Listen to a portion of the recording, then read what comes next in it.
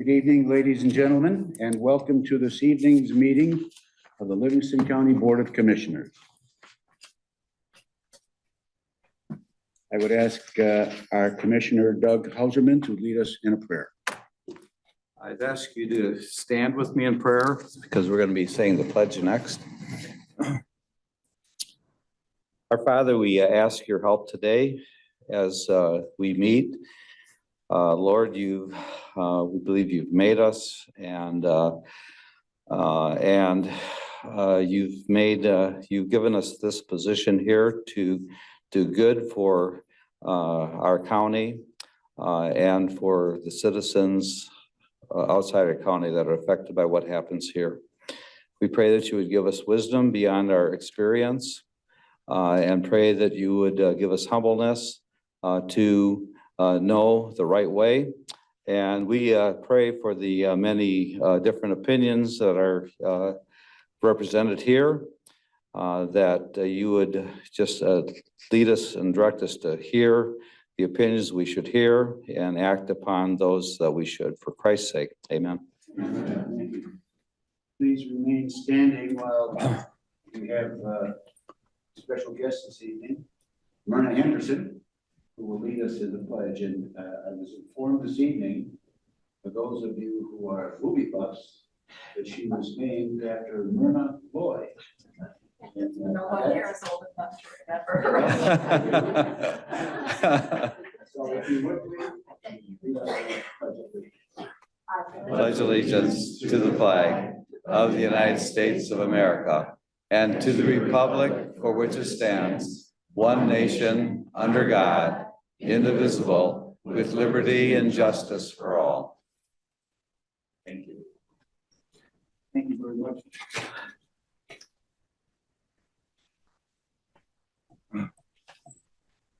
Madam Clerk, would you call the roll, please? Yes, Commissioner Domas, Commissioner Helserman, Here. Commissioner Sample, Here. Commissioner Nakagiri, Here. Commissioner Drick, Here. Commissioner Deaton, Here. Commissioner Smith, Here. Commissioner Fiani, Here. and Commissioner Gross. Here. Quorum is present. Thank you.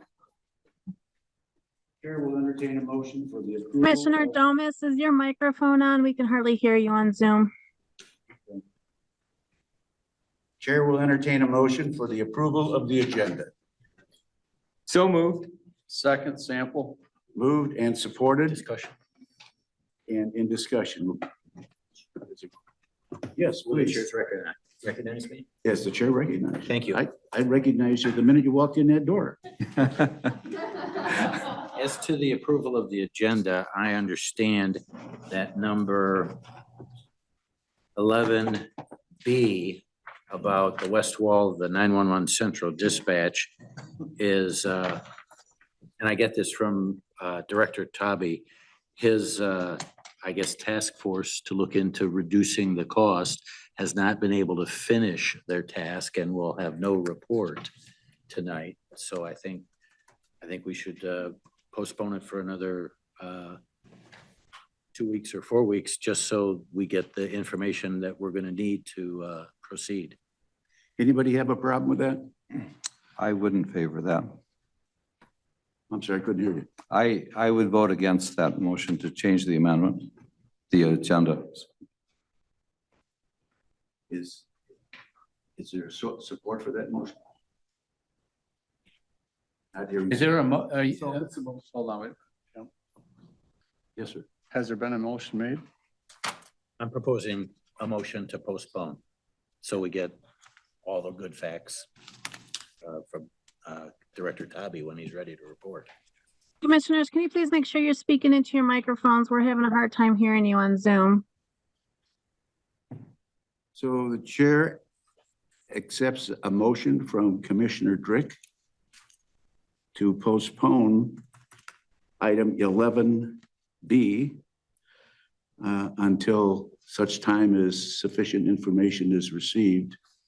I'll second that. All right, it's moved and supported. Are there any other comments or questions? Yes, sir. So my interpretation of the motion is that there's a motion to postpone indefinitely, and then amend the agenda accordingly. Yes, Is that the sir. correct? Okay. That's correct. That's not my understanding of, is that your understanding of the amendment? Is it, I was thinking Go ahead. 2 weeks or 4 weeks, which should be enough for the task force to get the information together. So if we think 2 weeks is a little too short, 4 weeks would be better. I think we're covered if we just say indefinitely. That's fine with me too. All right. Anybody got a problem with that? I think we should have to a dates, I don't know. It seems to me that we should have it to a date certain.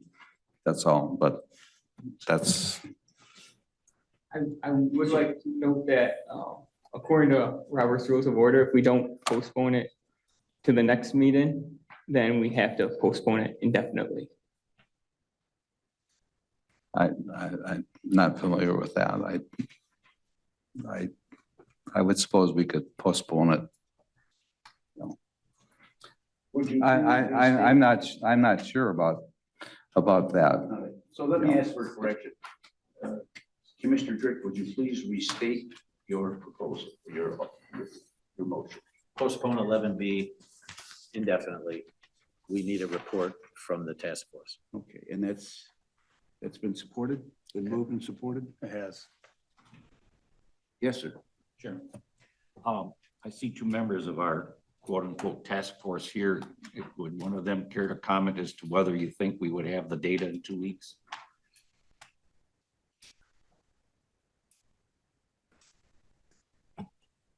So as part of the goal of the task force, it was to compile information and facts.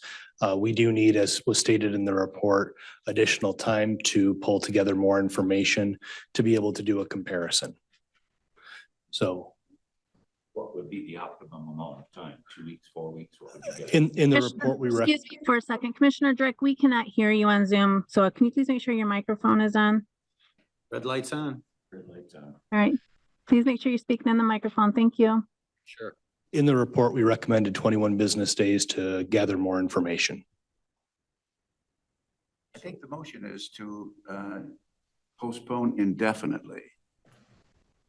I was trying to ascertain, we could do it in November. We're running out of time. I don't want it to drag into next year. I don't think you want it to drag it into next year. No, sir, I'd like to get this off of our plate. Are there any other comments or questions on the resolution, on the motion? Not all those in favor signify by saying aye. Aye. All those opposed, No, no. 8-1.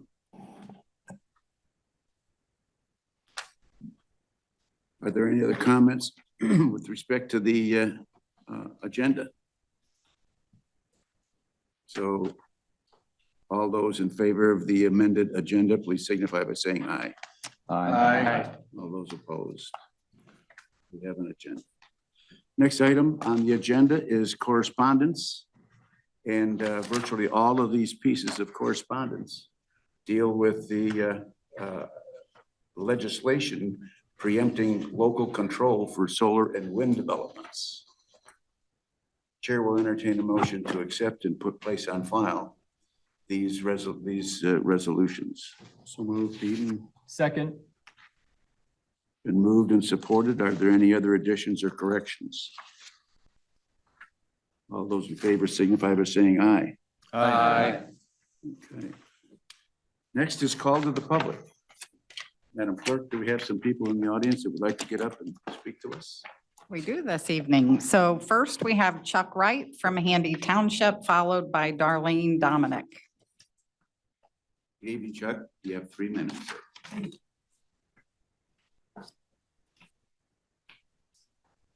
A question we hear during election time. Are you better off now than you were 4 years ago? And I assume most people would probably answer no. Gas prices are pretty high, food prices are pretty high. 4 years ago, we had peace in the Middle East. We had pretty good border crossing control 4 years ago, not so much now. 4 years ago, Russia wasn't invading any countries. Right now, President Biden's approval rating is 39.6%. We haven't seen a number that low since Jimmy Carter. And I can barely remember those times. That's a pretty long time. So to get Biden elected, we're probably going to have some pretty good election interference. Knowing the left, what worked before will probably work again. You might remember a virus called COVID. I'm sure COVID 2.0 is on its way. Back then, we had some scientists working on it. Gretchen Whitmer wanted us to wait 14 days to slow the curve. We couldn't buy seeds, carpeting, American flags because of the virus. We could buy pot, alcohol, and even lottery tickets. The virus didn't care about that. In the restaurants, if we were walking, we needed to wear a mask. The science told us so. But if we're sitting down, the virus knew not to bother us. Tonight, you're going to approve a health advisory committee.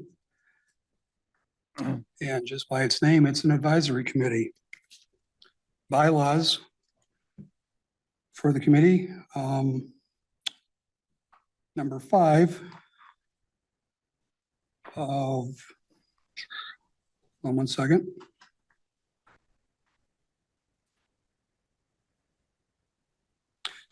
Say that this is an advisory committee and does not have any effective law.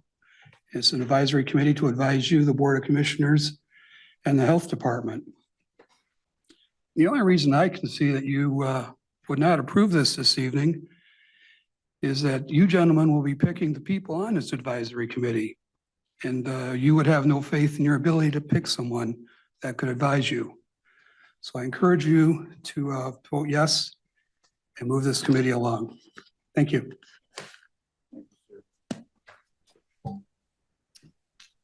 Next, we have Darlene Dominique from Brighton Township, followed by Myrna Henderson. Good evening and thank you for being here. Tonight, you're going to vote for a new member of the Board of Canvassers for this county, and my name is on that list, and I am here. I don't think the other 2 people are here. Maybe they're here on Zoom. I don't know, but here I am, and I am willing to do the job. I've been a member of, I've been a citizen here in Brighton Township for about 20 years. And I have worked the elections for about the last 8 years. And I can say quite honestly that our elections are fair and well-run. And when it comes to elections, the Democrats and the Republicans doing the job get along and make sure the job gets done right. I am here to count votes. And I want to assure you that if you approve me, I will do that. I will promise that I will get along well with the people that I work with. And I also want you to know that I know what I'm getting into because I stood in for one of the canvassers last election so that I could see what the job was all about. And I think I'm going into it with open eyes and I'm willing to make the sacrifice as far as my family schedule is concerned, because I understand with all the changes in the laws, that may be a month or so of time that we have to set aside during every election. But I'm willing to do that. And I hope that you will consider me and approve me. And I promise you that I will do the very best job that I can. And there will be no politics involved in that. Thank you very much. Thank you, ma'am. Myrna Henderson from Brighton, followed by Ellen Keaton. And I would like to state that Ms. Henderson did have a handout for the commissioners that's at your seat. Yes, I thank you for allowing me to speak, and I did leave you a little love note today. I hope you can read it in your time. It's very important, I think. I'm here speaking on behalf of the next generation of Livingston County. And yesterday, as I picked up the Livingston Daily, I noticed the headline said, "Mental health crisis calls increase." And I think most of us would agree that there is a mental health crisis in our country, as well as in our county. And I'm here to speak on behalf of the program called Reaching Higher, which you have been, I'm sure, informed of in the past, and I won't belabor it. However, you may think, what does this old lady have to do with children? But I did serve with Reaching Higher for a time, and I'm also an educator of 25 years, so I've worked with children most of my life. And I'm here to tell you this program works miracles with children. I worked in a lockdown facility in Dearborn for a while, where girls had been placed there who had been abused by their families or taken out of the home for court reasons. And they were very damaged, as you can imagine. And in a 9-week period, I saw a transformation in those kids that I never would have believed. They were given the coping tools to deal with their fears, with their anger, with so many things that had impacted them in their lives. And it gave them a chance to get up in front and talk and have their voices be heard. And in the process, we were encouraged to write notes to these kids. I had 5 I was assigned to. And one little girl said, when I found your note under the door, I felt like an angel came to see me today. So it's a powerful program. And it's in every one of our schools, in all 5 schools. And I may be wrong, but I was told that there was $150,000 approved in December for this program that has since been reneged, I might say. I'm telling you, it's the best bang for your buck you'll ever get, because most of the program is done by well-trained volunteers. And these kids learn how to manage their feelings and how to feel better about themselves. And with all the school shootings and things going on, I plead with you to approve this program. We need it so desperately. You probably have read the paper, so I won't belabor that, but I will say that we need to give our kids the support they need now, because they're our future. And we need to make them whole and happy and ready to face the world. So I beg you to revisit this and give them the support they need. It's very, very important. Thank you. Thank you, Ms. Henderson. Ella Nicotin from Heartland Township, followed by Bill River. Hi, everyone.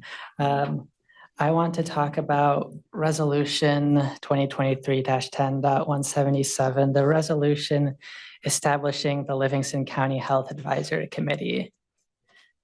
Now, the reason I want to talk about this is because, ironically enough, this resolution says that the Board of Commissioners desires a wider array of perspectives. Now, that is very rich coming from someone who is often against a wider array of perspectives, but that's beside the point. This resolution talks about balancing public health needs with individual constitutional liberties. However, I think everyone in this room can agree with me. The most important liberty we have here is the liberty of staying alive. And that's the point of a health department, is to further public health so that as many people can exercise this liberty as possible. Now, it is my understanding that this is supposed to be just an advisory committee, but what exactly does the health department need advising about?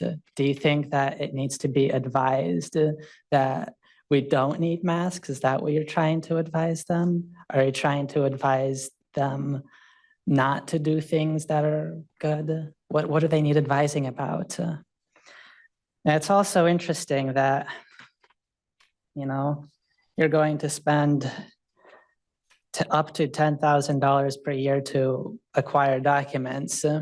Now, I don't have a problem with that, but it's quite rich to hear that coming from someone that anytime any amount of money is trying to be spent here, they sit there and grill the rest of the Board of Commissioners about the money.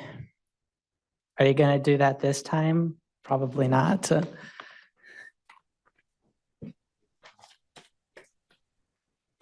Bill Reiber, Genoa Township, followed by Tricia Fessler.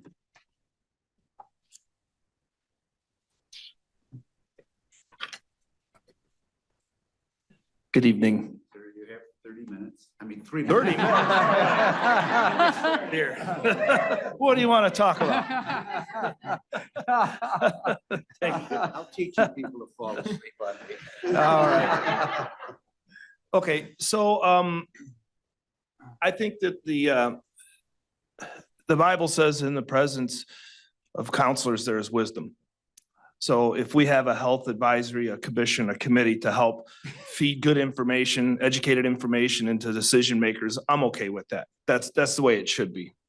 One of the things I would, very off topic, but this is open forum right now. In the last couple of years, we've learned that the difference between a conspiracy theory and reality is about 6 months. Okay.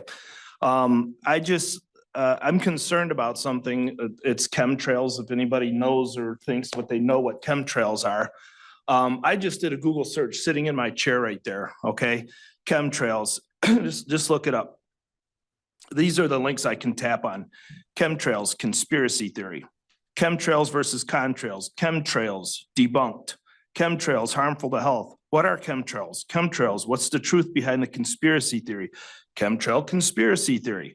My month with chemtrails conspiracy, that's enough. That's enough for me. This is something that I think it would be worthwhile for the board, having some advisors into what are they? Are they harmful? Are they just mists that dissipate? I've seen that a lot when I was a little kid. It takes about 10 seconds for the plane to go by and its smoke disappears. But I can go by driving to work in the morning and look at the sunrise and see zigzags and tic-tac-toe boards that have been there for hours. I don't think that that's normal. I don't remember seeing it as a kid. Not like that. So I think that's something that might be worthwhile to ask for, because I've heard in Texas, right? They've banned something called chemtrails over whole counties and parts of the states of Texas.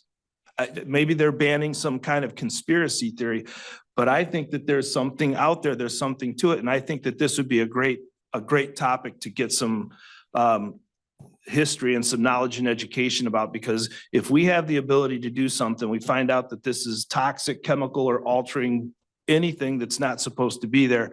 I think we owe it to ourselves to escalate this, escalate it as a county, escalate it to the state, see what we can do about it. I just think that, it's not normal. Okay, and when I see conspiracy, go to the next page, next 20 out of 20, conspiracy. That's enough for me to seal the deal. So thank you for your time. Thank you, sir. Tricia Fessler, Heartland Township, followed by Jessica Bearfield. Good evening, commissioners. I'm just here to encourage you to vote yes for the Health Advisory Committee and to thank Commissioner Nakagiri for working so hard on this resolution and the bylaws. There is a lot of information brought to you from your constituents during these meetings, and I'm sure via email on a regular basis regarding health and medical issues. I believe the Health Advisory Committee would be such an asset to this board, as the members of this committee will be highly qualified experts that can weigh through this information in a professional manner, not to mention that they will be residents of our own community. I believe that this is giving them a chance to have a voice where a voice is much needed. I believe it is imperative that we look ahead and do everything that we can to help Livingston County not repeat the suffering that has happened just a short time ago, and give you every opportunity to make the best decisions possible. Please vote yes on this Health Advisory Committee, and thank you for your service, and God bless you all. Jessica Bearfield, Putnam, followed by Mike Stanton. Hello, gentlemen. I'm going to keep it short and sweet tonight. I know that's not always my MO, but I would like to publicly voice my support for the creation of a health advisory committee to monitor the health department. I believe it will provide a crucial system of checks and balances, ensuring that the department's director, Matt Bolang, and his staff remain accountable to the residents of Livingston County. By forming such a committee, I also believe that it will help prevent potential abuse of power, promote transparency, and enhance the efficiency and effectiveness of the Health Department services. Thank you. Mike Stanton, Marion Township, followed by Lisa Razmarnovich. Thank you, board, for letting me speak. First of all, I want to also thank you all for the great service that you've provided and what you've made our county, and I appreciate that. And it's hard for me to get up and speak. I'm not a public speaker. I've never had that ability, but I just want to say concerning resolution establishing a Livingston County Health Advisory Committee. It's not often, in my opinion, that common sense legislation or common sense things happen. They usually have an agenda or something else behind it. But this seems to me very benign, very helpful for what we need. If history teaches us a lot, and if we look back at the last pandemic, the things that happened, why and how it all happened, us being scared to death to leave our houses, why wouldn't more opinions and perspective from experts not be wanted and helped from all different views? So as I look at the first whereas, I think it's well stated and I'm for it. The other and the second whereas, what comes down to me that is very important is a balance between public health needs and our constitutional rights. What I saw and what we went through those 2 years where people couldn't work unless they took a shot, where people couldn't travel on an airline to see their loved ones unless they wore a mask. And then we got down to people couldn't even serve in the military for their beliefs, personal beliefs, which I believe are their constitutional rights. We hear a lot about in society today, it's about our body. We should be able to do what we want. We shouldn't be legislation against that. My body, I don't want to put pharmaceuticals in it that I know aren't safe, 100%. And history has changed the perspective on what those vaccines were and how effective they were, how effective wearing masks were. So that kind of tells us history tells us that we do need to slow up, do have to have a lot of opinions and have oversight. And then people are going to say to me, well, what about the greater good? We have to look at it. You know, yes, people's constitutional rights sometimes might be infringed or what you want to do or what you want to say, but it's for the greater good. Well, again, if history has taught us anything, when we look back through history, anytime a society does something for the greater good or for a few, every individual suffers for it. It's there if we want to look at it. So I'm for that. So the decisions by the BOC and the BOH will both be, I think, benefit from this resolution. And going down, I see nothing where it impedes the health department from doing their job, what they've always done. So I'm for the resolutions. So thank you for letting me speak. Thank you very much. Lisa Razmarnovich from Hamburg, followed by Cindy Alesso.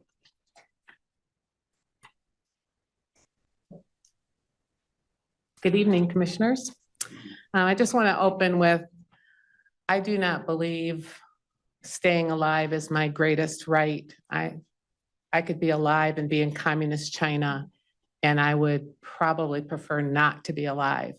I think our greatest rights are having our freedoms that we think are most important to us, which are freedom of speech, our freedom to bear arms, our freedom to make a living and not be taxed to death. But I'm here tonight to talk about the Health Advisory Board that I'm very in support of. There's been a lot that has come out, and I think that we have a trust issue with our government and the three-letter agencies, namely the CDC, the FDA, NIH. More news is coming out about how they covered things up. They knew about it. For example, there was a FOIA that was just done that asked for any emails related to that had the word myocarditis in it that was sent to the NIH, CDC, and the FDA. And they went ahead and included 46, well, there were 472 pages came back of emails. And they included 46 additional pages that were fully redacted from the White House Executive Office and the president. So there was information known about what these vaccines were doing to especially our young people. They had to do with thrombocytopenia, which is blood clots, blood clotting disorders, myocarditis, and clots in the legs and lungs. I've been up here, talked a couple times about pregnant women and the vaccine. And this is very near and dear to my heart because I have another grandbaby on the way. And these doctors in this county are saying that these are safe and effective. Well, we know that they're not because more information has come out from the Pfizer documents that were once told that they'd be held from us for 75 years. Confirms that Pfizer knew that women who had been exposed to the vaccine, this is just exposed, including prior to pregnancy, were sustaining spontaneous abortions and miscarriages. Some of the issues that were happening with the babies, with the fetuses, were respiratory distress, including air sac leaking between lungs and chest walls. Babies were dying and fetuses were dying.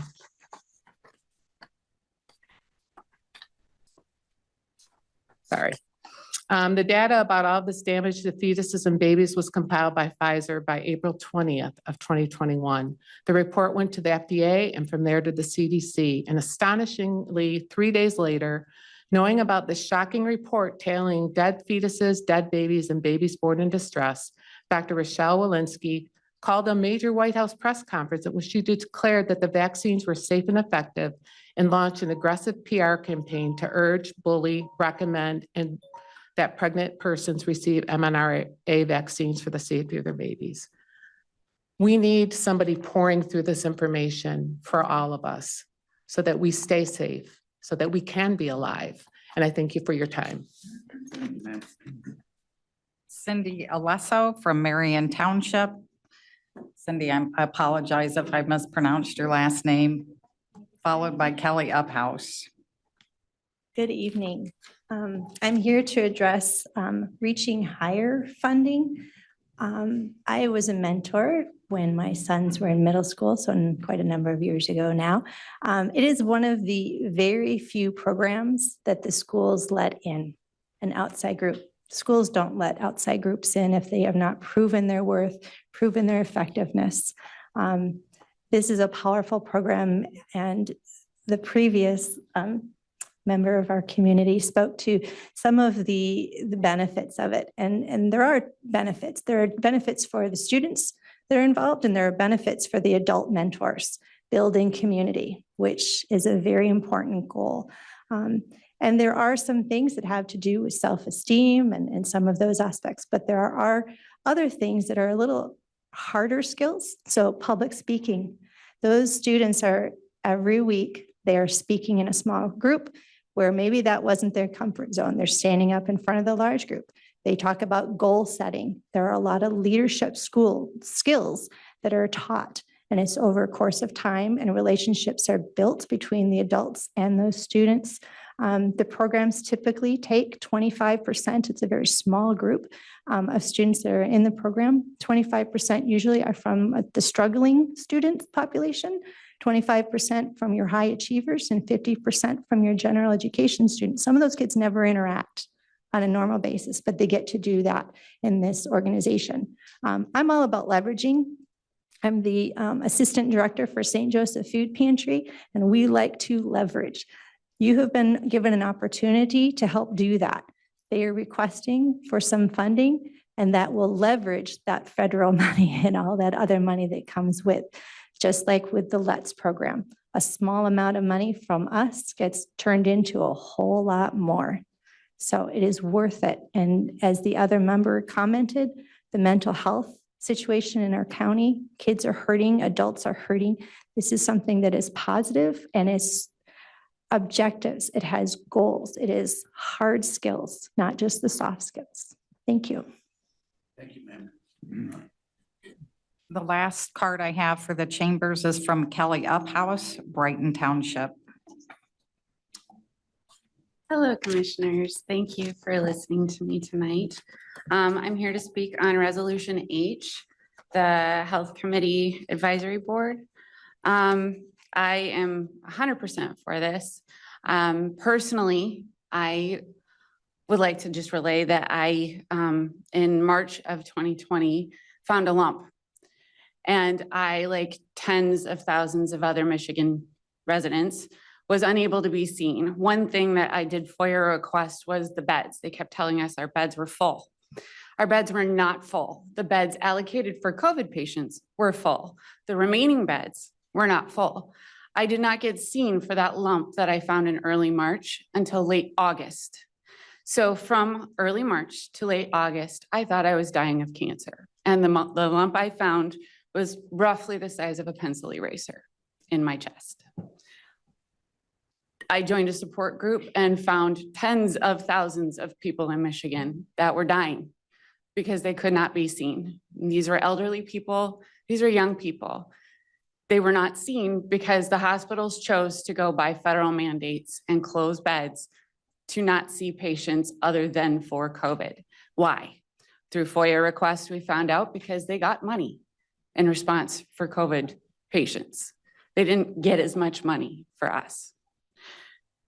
Tens of thousands of kids in our school district went for months with no schooling, causing mental health issues, causing reading issues, causing delay in development, and that's K through 12. Children went without graduation ceremonies. We in our community, just one person in our community sent out 6 FOIA requests totaling $17,000. $17,000 in FOIA requests from the health department. That is probably why we need a $10,000 budget, because for every single FOIA request, one of them right here, $984. Here is a message from the health department for a friend of mine. Hey, Jason, this is Bill Mitch from Livingston County. Calling you to let you know that the estimate is available for your FOIA request. That's available in the FOIA Center. Your initial search did come back with 9,569 emails to be reviewed. So there's a pretty large fee for review, redaction, separation, and exemption.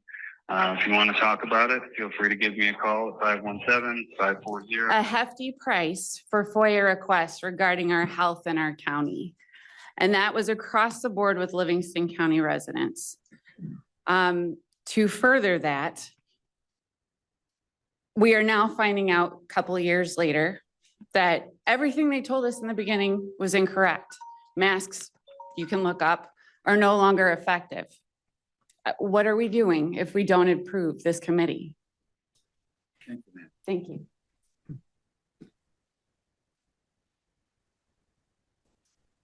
I have no additional cards from the chambers. Are you ready for the Zoom? Yes, ma'am. All right, the first one I have is Lori Cowan. Lori, you have 3 minutes. Thank you. As I stated at call, I'm from Unadilla Township, by the way. As I stated at call to the public at last week's committee meeting, I'm opposed to the resolution establishing a Livingston County Health Advisory Committee, for it only undermines our health director and the staff. The staff of the Livingston County Health Department are the ones with expertise and knowledge. If they need guidance, I'm sure they will seek answers to their questions from the appropriate sources. This resolution and your idea of protecting individual constitutional liberties actually jeopardizes our lives. Stacking a committee with professionals that only you deem as experts is extremely troublesome. I've heard your views concerning COVID through the years, and they are filled with falsehoods. COVID still exists, and people are still getting extremely sick and dying. My mother-in-law's assisted living home just went through an outbreak that took the lives of a few and sickened a large number of the other residents. This happened from the virus and not the vaccine. I do not trust my life in your hands, which is what this committee is actually being formed for. It is for you to have more control and oversight where it does not belong. keep Livingston County's health decisions with our county health department, with no interference from a committee that does not have the competence that our own department clearly has. Thank you. Thank you, ma'am. Next, I have Cindy M. Hi, Cindy McNevich of Hamburg Township. Good evening, Commissioners. I would like to speak on the resolution 2023-10-177 that would establish the Livingston County Health Committee. Reading the bylaws of the proposed new committee, the goal is to have a wider array of perspectives with respect to health policy. The county currently has the Health and Human Services Board, in which members work together to coordinate health and human services across the systems. Forming a new board would be an unnecessary duplication and could be rather confusing. An alternative might be to expand the HSCB to 2 or more members that might broaden the perspective. Also, Commissioners, regarding the $10,000 budget per year for FOIA requests should not be in the resolution unless you plan on providing that amount of money to the other 41 boards. Continuing to micromanage the county's departments and their directors is going to catch up with the county eventually and create a hostile work environment. It might even cause highly qualified, trusted workers to leave their jobs. I think we all want the departments to continue their jobs and do things and work smoothly. Right now, the health department works well with the commissioners and the state and does the best they can within those perimeters. In my eyes, I see this resolution as highly political, unnecessary, and panders to a minority base. It creates further division within the county residents. Please work together and govern, not divide. I urge you to vote no on this resolution. Thank you. Thank you, ma'am. Next, we have Stephanie Miklas. Ma'am? You have 3 minutes. Hi, Stephanie Miklos, City of Howell. Can you hear me? Can you hear me? Yes. Yes, you unmute. Oh, sorry. Let me try again. Is this better? It's just You're fine. Okay, I'm sorry, I didn't hear you acknowledge them. Just want to kind of chime in on this thing, the ending in 177. You are really listening to a lot of extremist people, the chemtrail. I mean, come on, this is all proven to be untrue. Our own sheriff endorsed an extremist group, Moms for Liberty. I've seen, a couple of them up there already. These people are, they're not patriots like they pretend to be. And I'm just going off here. You guys are wasting a lot of money on this trying to find some bogus board, in my opinion, while neglecting reaching higher, things that actually help the community. The only opposition I had with reaching higher was about a year ago, I found out a couple of hard right people like yourselves wanted to get their hands in it, and that upset me. The program is great. You should fund it. I just, when I got up here to speak about that, it was to say, hey, don't let these hard right people infiltrate it, the extremists, the homegrown, what you want to call them, domestic extremists, which is what they are. I mean, one of your commissioners at least has been on This Is My Brain program. You've got to be kidding me. You guys might as well go back to the dark ages. I encourage you to actually look at real science, find some reliable sources. And my God, as an educated person, I just find ignorance way more appealing than you're deliberately looking away from the facts and the truth, wasting our taxpayer money on this nonsense. And ignorance is just outrageous. Mental health crises, transportation crises. You guys don't care. You care about pushing your hard right agenda. I mean, there's no one who can prove me wrong on this. And don't pretend that by praying you are solving anything. That's pushing religion on people too. And I just find it abhorrent to see my government wanting to hamstring government further while they pretend to be against the government. You've got to figure that logic out. If you really think about it, it makes no sense, but it does tell me a lot. And like I said, yeah, what the lady said earlier, it is very rich and it's very intriguing, shall I put it. Thank you. Thank you, ma'am. Next, we have Mike Rugarello. Hi there, Mike Ruggiero, and I'm in Osceola Township. I agree with the last speaker quite a bit. I almost don't need to speak after that, but I did want to say that most of the citizens of Livingston County, I feel, are logical people that trust science. But when you're at one of these meetings, it's hard to believe it because the majority of the people that choose to speak at these events are these extremists, and they thrive on spreading misinformation. I mean, tonight is a good example. There's so many people speaking, spreading misinformation still. It's ridiculous. And I feel that Wes is using this proposal for political reasons. You know, we have way more important things to worry about than this proposal. I mean, if and when there's another pandemic, we want professional researchers that the county should trust for advice, not a panel of people that may have never even been exposed to the disease yet. I mean, the proposal states that not only could it include medical doctors or researchers, but also alternative medicine, herbal medicine, nutritional medicine. I mean, why would we want these people making a decision for us? I mean, this level of oversight appointed by a county commission is inappropriate for a county department.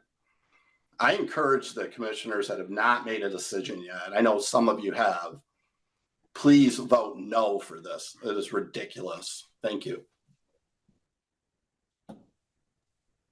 Thank you, Next, sir. I have Leo Hannafin. You have 3 minutes. Thank you. Yes, I'm Dr. Leo Hannafin of Brighton Township, and as a educated science professional, I wouldn't for a second begin to presume that I could give sound advice to the healthcare professionals in the public health department of the county. I think this idea of having an oversight committee is ludicrous. I've heard people speak about the common good or the higher good and how it never helps anyone. Well, that's absurd. I'm 77 years old, and I remember polio. When polio was crippling my friends in school and kids were wearing braces. I remember measles, when measles was killing people. And you know what happened? The federal government said everyone should have this vaccine for polio. Everyone should have the vaccine for measles. And guess what? Measles and polio went away. Amazing, isn't it? Now we come to COVID, when there's contention over whether we should have vaccines. Think about this. Every time someone contracts COVID, they become a petri dish. They become a place where the next variant of COVID can develop. And it will develop. It's developed in the past, and it may be more virulent. It may be more contagious, and we will suffer because of it, because people want to think about their constitutional rights as opposed to the common good. We should bond together as a human race and defeat this enemy of COVID. And this nonsense about, oh, I don't want to do it because it's inconvenient, or I'm afraid. Well, we weren't afraid back in the 50s and 60s when we defeated polio and measles, and I think we should do the same again. I've lost friends, good friends, to COVID. I have good friends today that have had COVID recently. And they have been very ill. One of my friends said, I've never thought that I was going to die until I got COVID. And this was 10 months ago. This wasn't back 3-4 years ago when the COVID was surging. So finally, I would commend Commissioners Smith and Domas who have spoken against this. And hopefully others on the commission will see the logic and wisdom of our not stepping in the way of healthcare professionals when they advise us as to what to do. Thank you. Thank you, sir. Janine?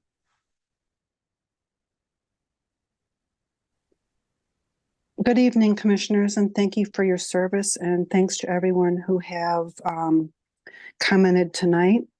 I wanted to answer the question of why have alternative medicine, herbal medicine, and the like as a part of the makeup of this proposed committee.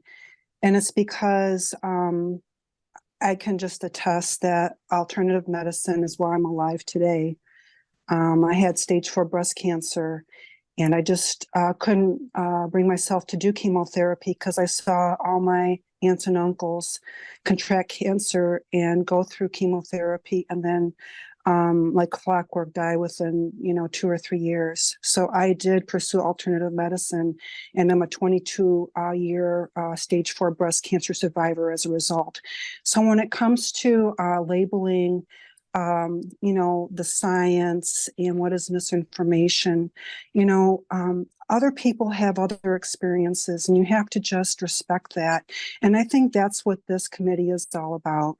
And I just also want to say that name calling isn't an argument against this committee. You can call us hard right, ignorant, extremist, hard left, all that. Those are not good reasons against this proposed resolution. I agree that it is wise to have advisors with a wide array of perspectives. It won't undermine the health officer. It's advisory. It's not going to jeopardize anything.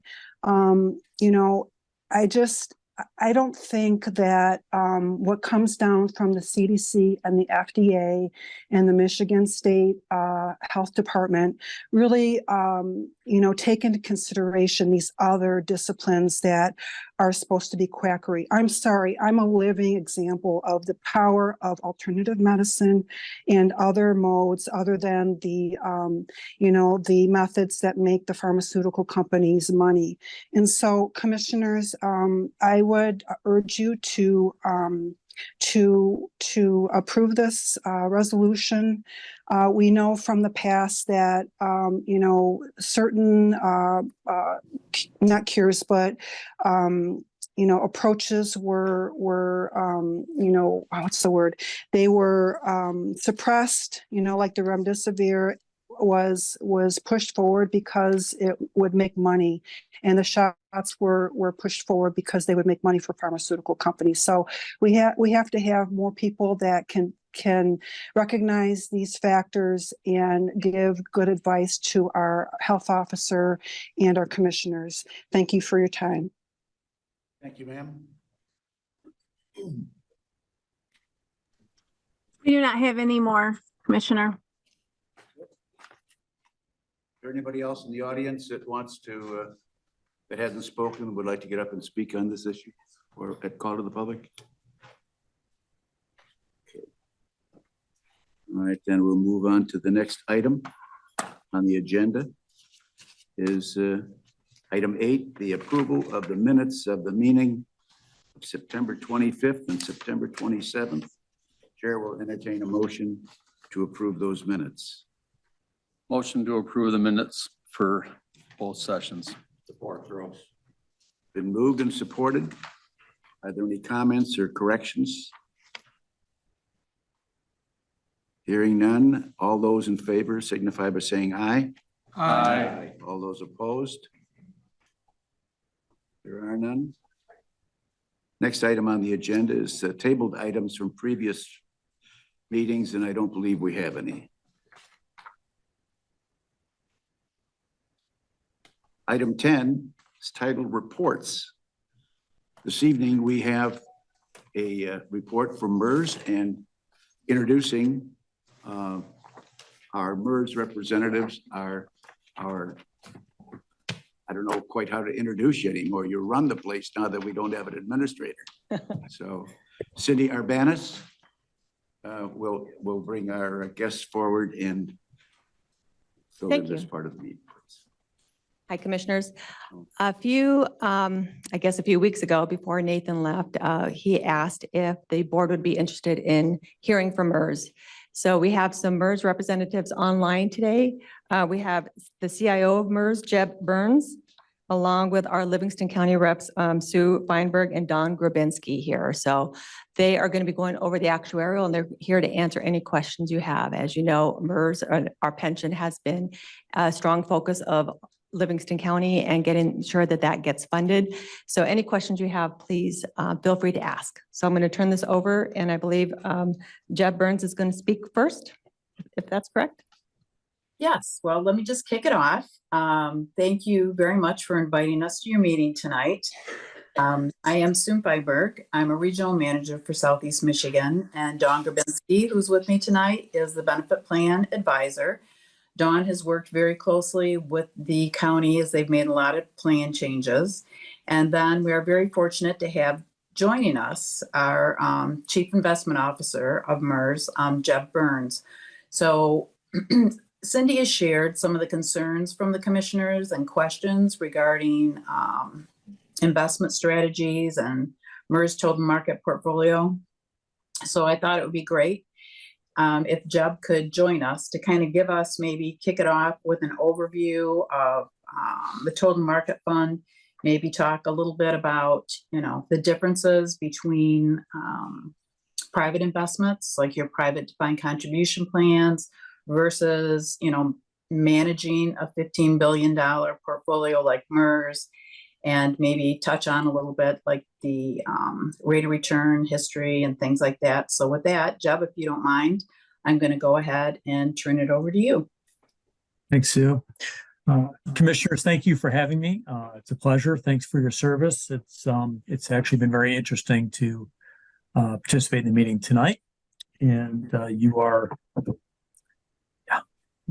you're doing good work. So a couple things. Sue passed on some of your questions that you've had. So I thought I'd kind of address those, and then hopefully I'll answer some other questions along the way that you may be thinking about. So again, I'm Jeb Burns, Chief Investment Officer of MERS. I've been there 23 years, and I'm also the Vice Chair of the National Association of State Investment Officers. And I say that because, I get together with other CIOs from around the country who do similar jobs. So I think I've got a pretty good window into what's happening from an investment perspective, but also from a policy perspective. And the questions you've asked are the right questions. So one was regarding the 7% assumption rate, and whether that is a little bit optimistic, given that we're just a little bit below that this year. And I would say that I think that number actually is at this point in time pretty good. It's the median actual rate that public plans do out of 131 public plans around the country. Our actuary just produced this number. The median number, about 51, are using 7% as their actual rate. And then you've got about 20 some, between 6.5 and 7. And then oddly enough, you still have a few over 7, about the 20 some public plans are in that number. Historically, that's been a somewhat difficult number to hit when interest rates were low. With rates going higher, a diversified portfolio frankly, it may even get easier to get that number. You think a couple years ago, you couldn't, interest rates were, it was a great time to, finance a house, but essentially interest rates were 0. Now you're getting 5.5% in your bank account, and, the 10-year Treasuries at 4.5. So, you know, you got a baseline of fixed income, you add some equities and some alternative assets, and you may actually be able to build a lower risk portfolio and achieve that rate. Although that's something that, just so you know, that we look at that.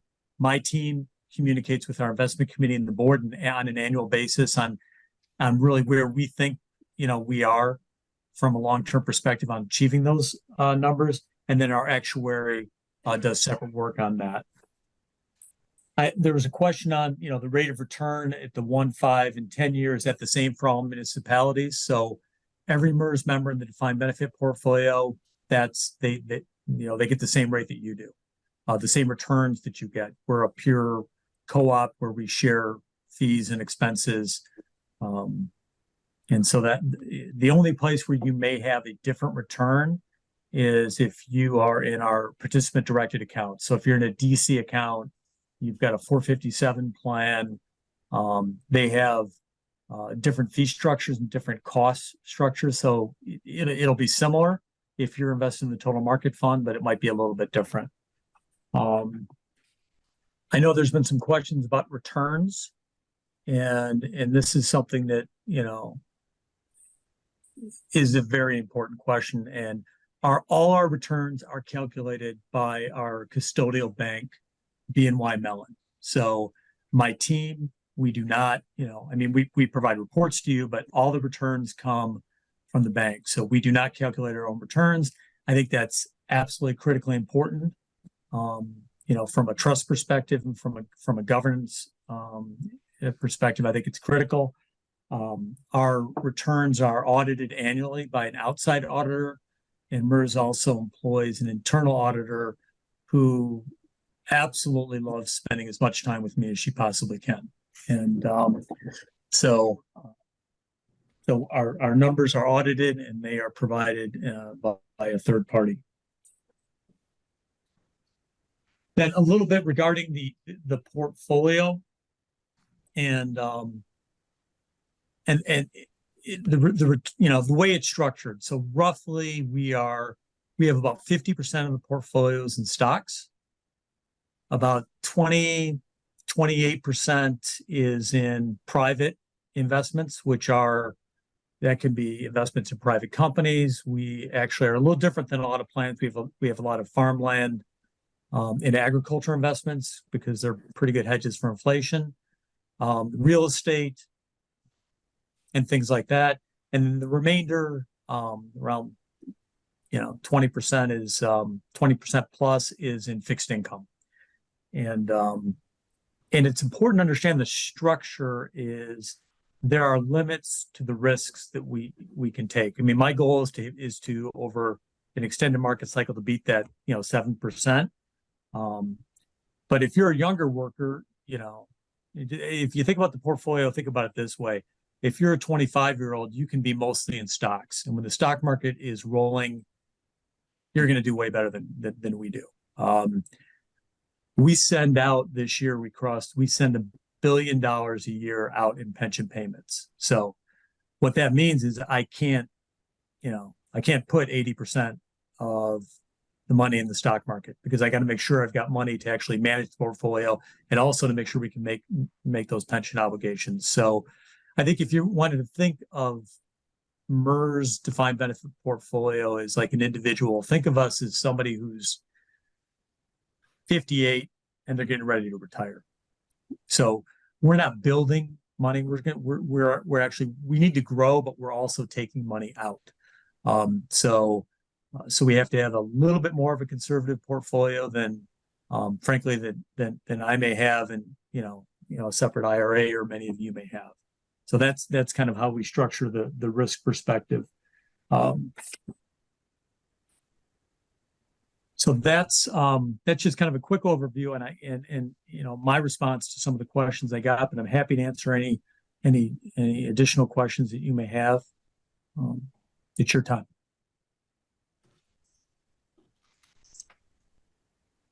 Do we have any questions, Commissioner Nakagiri? Thank you, Mr. Chair.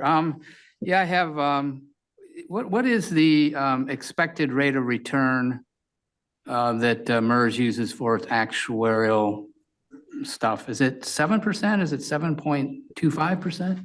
Nope, it went and Sue can help me, but it's currently 7%. I think we adjusted that last year. And Okay. before that, it was 7.25%. Can you point me in a direction or that would elaborate on what are the statutory constraints that you have to operate in, as far as your investment choices? I had ran across a PowerPoint presentation from the Michigan Department of Treasury that, if I was interpreting it correctly, a pension fund is limited to a maximum of 70% stock. But anyway, I'm desirous of understanding what are the, if any, statutory requirements that you have to live with. Yeah, so we are governed by this statute Persia, which is essentially, think of that as a legal list.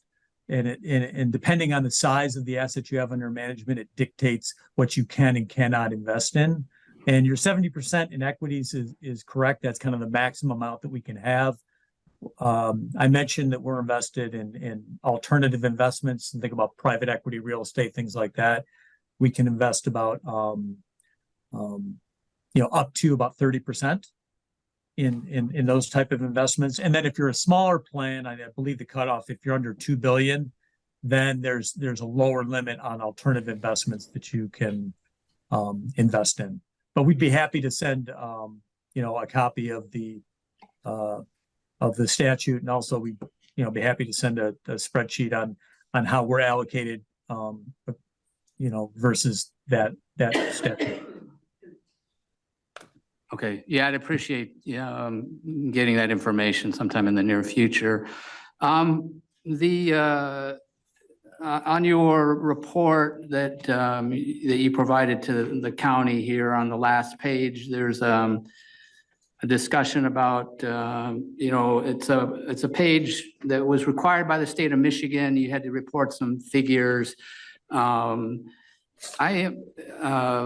In item 19, it talks about the actuarially assumed rate of investment return is 7%. And that it says net of administrative and investment expenses. Can you elaborate on what that means? And I'm also curious on on a basis point, how much of what are the administrative and investment expenses? Yeah, it's exactly that. So that's the actual return you got, taking out investment and administrative costs. And our investment costs are about 25 basis points, so 0.25%. And then I think on the administrative side, it's a similar number. I think, Jeb, it's around 29 total. 29 total. Mhm. Okay. Mhm. For both. For both. So that's 25 basis points for investment and then 4 basis points for administrative. Is that correct? No, I'm sorry. Yeah. I'm sorry. I'm sorry. I misspoke. It's a total of 29 basis points, and our investment costs are about 14%, or pardon me, 14 basis points. Those are the actual fees that we pay in cash for the fund. So total basis points 18, correct? Total 29, and about 14 basis points is investments, and the remainder is administrative. Sue, help me out. It's actually only 10, Jeb, for investments. It's only 10 basis points right now. And I have somebody fact checking me per text. So it is it's 10 for investments, it's 19 for admin. So that's your 20 total basis points. And that's as of the end of 2022. So, and that's just to kind of clarify the point. So these numbers do fluctuate. So for instance, if we add if we had a new manager that has an external manager that has a higher fee to manage the money, then cost. So you'll see fluctuation, throughout the year depending on changes to the portfolio. And the other way is if we bring money in-house where my team is managing it itself, then that reduces that number significantly. And currently, Jeb, are we still managing in-house around 30% of our investments? Is that? Yes. Cool? Yeah. Last question, I've taken up too much time, but so we have about $18 million, if I remember right, in the surplus fund. And do we have any latitude at all as a county in that surplus fund, which is money that, we haven't put in and, towards any one of our pensions and any one of our employee pensions. So we have $18 million. Do we have any latitude to ask MERS on our behalf to take a little bit more risk, to more heavily rated in stocks instead of 50%, go 75 or 70%? Not at this time. Okay, thank you. Thank you, Mr. Chair. I'm sorry. Yes, Mr. Smith, Commissioner Smith. Thank you, Mr. Burns. Question, there's been comments made that underfunding the pension plan is the effective way of getting an interest-free loan. Could you either affirm that or speak to the fallacy of it?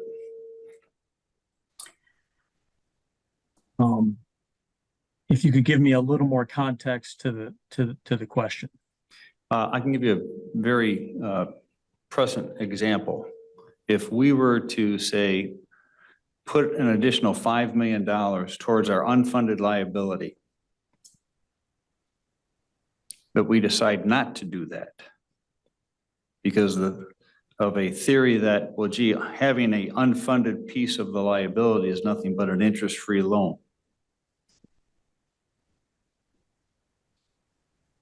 I'm going to answer that this way, and that is, your pensions are a contractual obligation, and I think the higher your funding rate is, the closer you are to paying that obligation off. Could I just interject for just a second, please? Cindy actually brought this question up to Dawn and I the other day on a call, and the actuaries are currently working on coming up with a report for the county based on this to just show you, I mean, if you're putting this additional money in there, right, to Jeb's point, you're going to become 100% funded more quickly.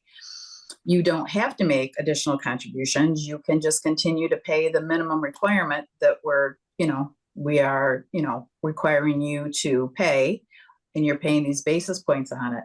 You're going to get to 100% funded much more quickly, saving yourselves money by putting more money in there because you're putting money in the surplus account.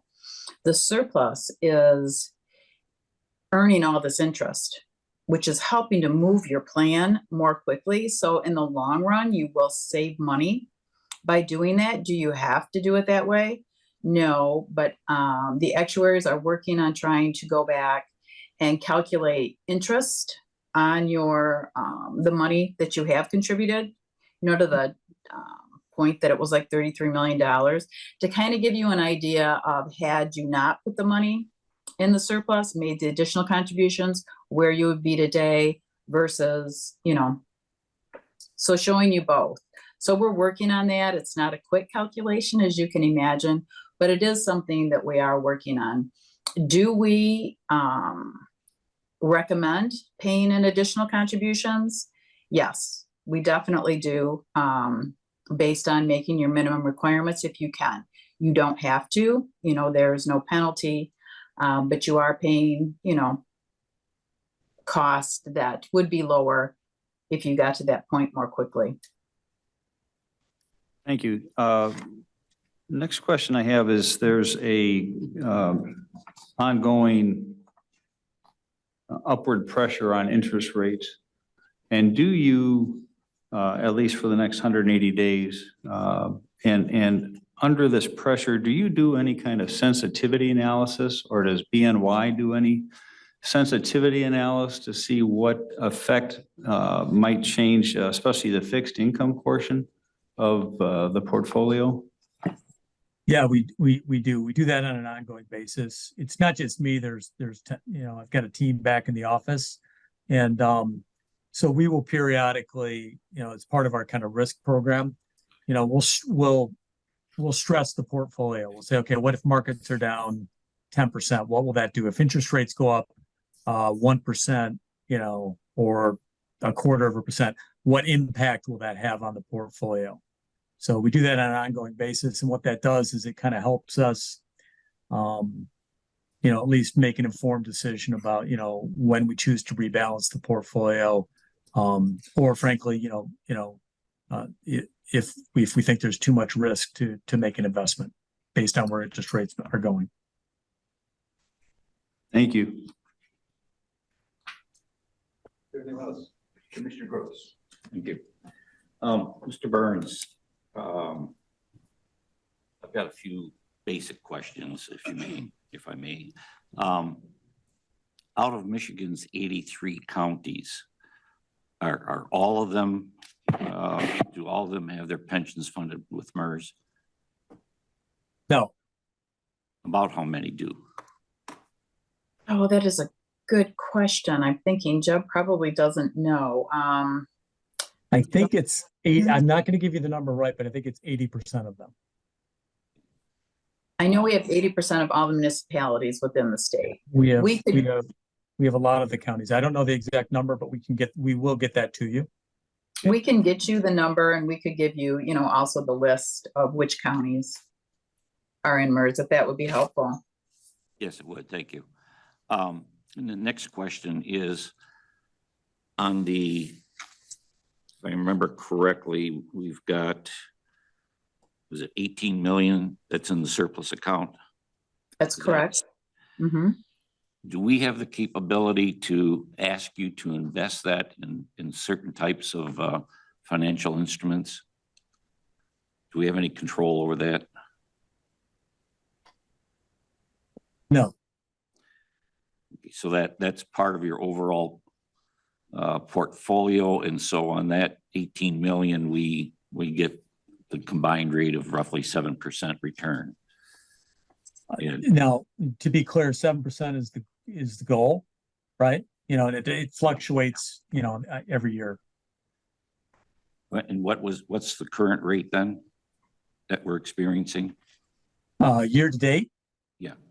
So year to date, we're 4.53% positive. Okay. On some of the business channels on televisions, and some of the so-called experts have indicated that it's their belief that we may be looking at a recession of some sort in the coming year. Would that cause you folks to give pause as to the split on the investments between the stocks, fixed income, et cetera? Somebody actively monitoring that? Yes, that's that. The way we manage the portfolio is obviously we're setting it up on a strategic asset allocation, not really not positioning it for the next month or the next quarter, but what we think is going to make the most over the coming years. But we do, around the margins, we will shift the portfolio where we think valuations are.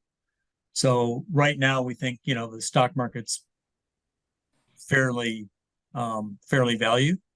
And some of our signals are telling us actually to buy more fixed income. So we do this on a quarterly basis. Mm-hmm. But to your other question, the thing is, consensus was we were going to have a recession this year, right? Mm-hmm. Now it's moved to next year. The one thing I can tell you for sure is that we're going to have a recession. We just don't know when that's going to be. So we kind of structure the portfolio really for the long run. But then we do monitor, what's going on in the markets. And for instance, if the market sells off, we'll buy what's cheap. But to your question right now, yeah, we are getting actual signals that say buy a little more fixed income, and we're doing that. Okay, thank you. One final question. I've heard over recent months that there are some public companies and possibly private as well, who are finding themselves in a financial bind because when interest rates were low or non-existent, they put a lot of funds into long-term bonds. And now that interest rates are up and their expenses are more, they're finding that they have a cash flow problem because they're not going to get anything off of those long-term bonds when they need the money. So I'm wondering, out of your fixed income portion, how much is in do you have an idea of how much is in long-term bonds versus maybe short-term or medium range? So I can tell you that versus the benchmark, right? So the Barclays aggregate, we have a shorter duration. What I mean by that is we have a shorter maturity for our that 20+% of fixed income portfolio. So we've been positioned like that for, frankly, to tell you the truth, about 5 years, because when interest rates were essentially zero, we knew interest rates were going to go up. So we tried to put as much safety in the portfolio, because we have to have bonds, because we have to pay pension checks. But we still think that we're keeping ourselves we've got a safer position versus the index. Okay. Thank you. Thank you. That's all I have, Mr. Chairman. Commissioner Fiore. Thank you. I just want to make sure I understood you correctly. Did you say that we will definitely be heading into a recession sometime within the next few years or so, maybe sooner? I absolutely did not say that. Okay. Actually, what I meant was that when we structure the portfolio, the thing is, we always assume, we assume that there's going to be a recession. We don't know when that's going to be, but we know from history that it's going to happen. There's no question about that. One other thing is we know that markets can run longer. There may be problems in the economy, but the market may run for several years before it kind of catches up. So that's what I meant. So we make sure that we have enough protection in the portfolio for when that moment happens. And when that moment happens, investments are, more attractively priced, and then we'll rebalance into those assets. Thank you. Commissioner Drake.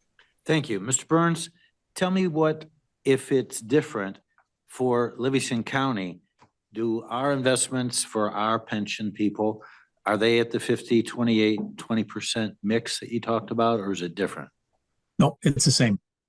Okay. And how much money totally does MERS have control of, money-wise?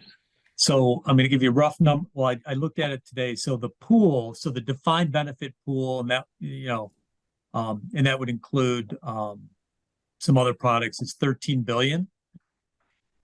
And then there's about a couple billion in defined contribution 457 assets that we also manage for participants. So roughly 15 then. Yeah. Thank you.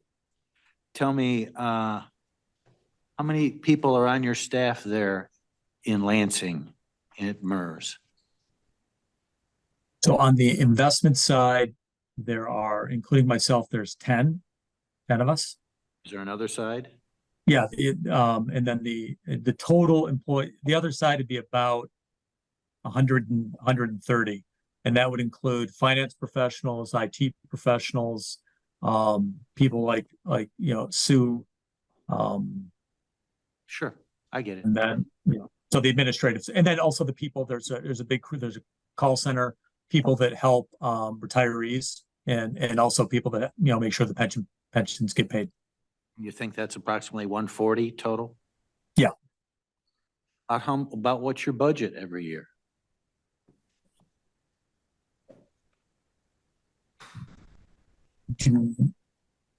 I looked at that budget and I'm gonna have to get back to you on that. Sorry. And you get your money to put in the budget to pay the 140 people by fees that are charged to individual municipalities? No, the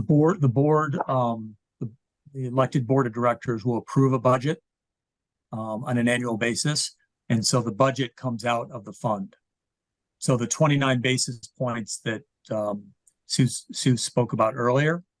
So that includes all the investment management fees, that includes all the administrative fees, and those basis points are assessed to every member of MERS, every municipality equally. Got it. That's the 29 you talked about. Yeah. What's the So total? Go ahead, sir. Go ahead. No, I'm just going to say, just again, we're a co-op. So when, investment fees go down, that gets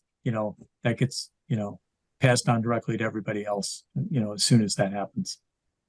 How much money total does Livingston County have in MERS? Total, including the individual accounts for employees, we wouldn't have that number. I mean, we could get it. We could. 160. Is it 169 million? Is that the?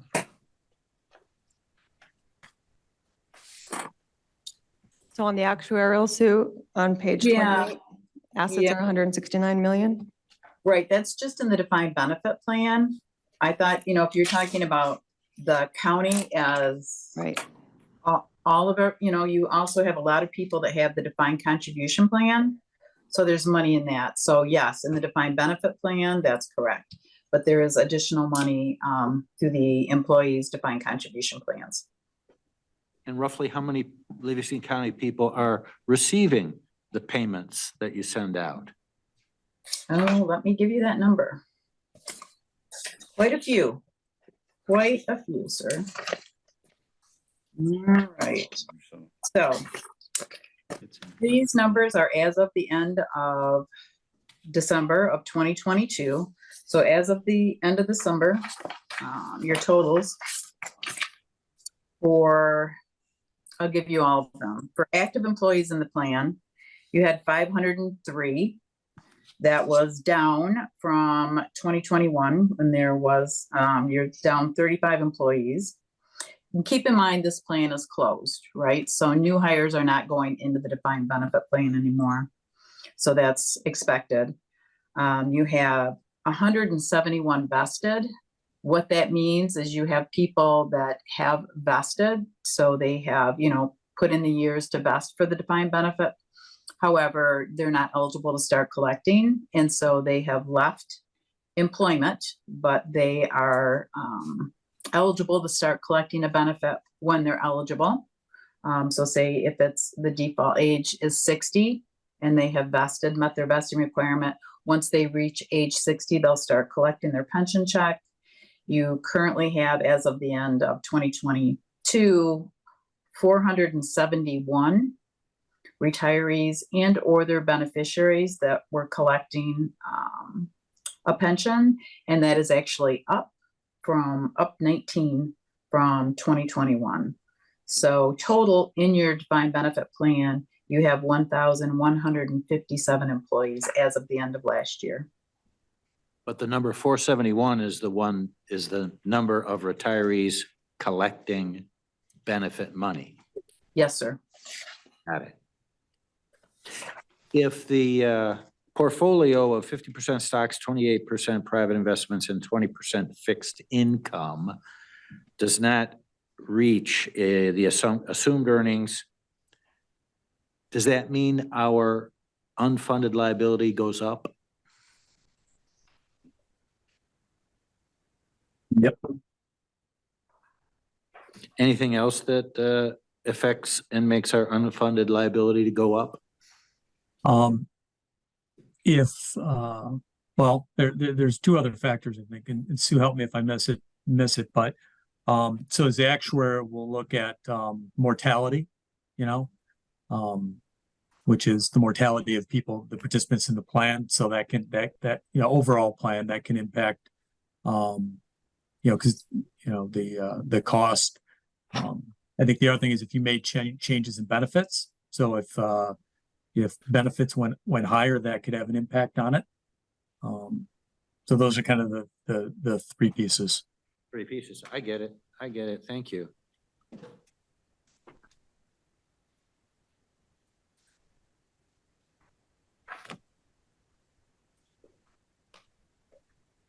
I'm sorry.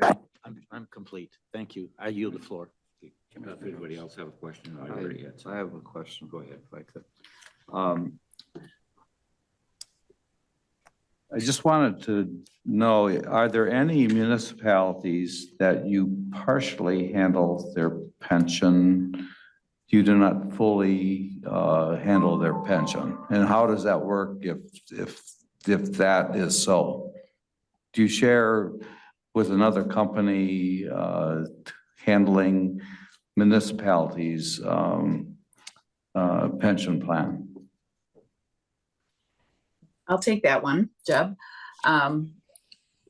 As far as, if I'm understanding your question, we do have like communities where they'll administer, say if they have a 345 plan, they may have a plan that's, you know, funded public safety group that's public just through a millage. And sometimes that, we call them home rule plans, they will, you know, administer that plan. And then MERS will administer maybe, you know, their general, their clerical, you know, DPW and things like that. We don't ever coexist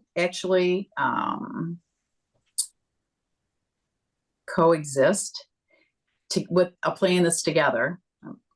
But we are in communities where someone may have, you know, a portion of the employees, a certain category that they do administer themselves. You know, they have their own investment managers and things like that. And then we would, you know, administer the plan for the other subclass of employees. Was that your question? Yeah, that's my question. Is there, do we have, are you our only option, or are there other options, and how would that work? And I think that you've said it can work, you know, under certain circumstances, if I understand your answer. Yes, there are communities that do administer their own plans.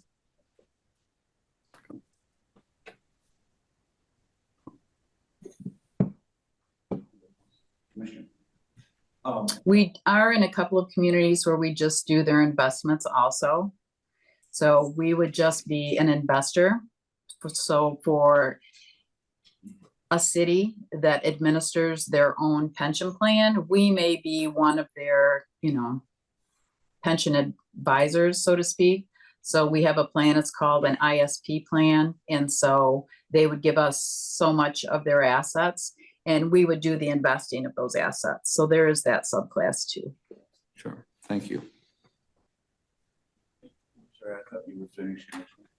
No, that's it for me. Thank you. Commissioner Gross. I have one last question, and I'm not sure if maybe Cindy would be the appropriate answer or have it, or it might be Ms. Feinberg.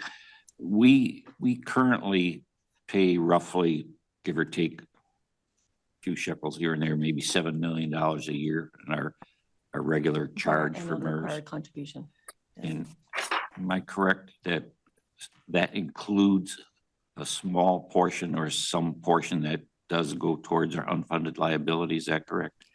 Well, a large piece of it goes toward the unfunded liability. So the annual required contribution is comprised of two things. Yep. One is the normal cost and one is a portion of the unfunded liability. The unfunded portion of the liability is actually the larger piece of it.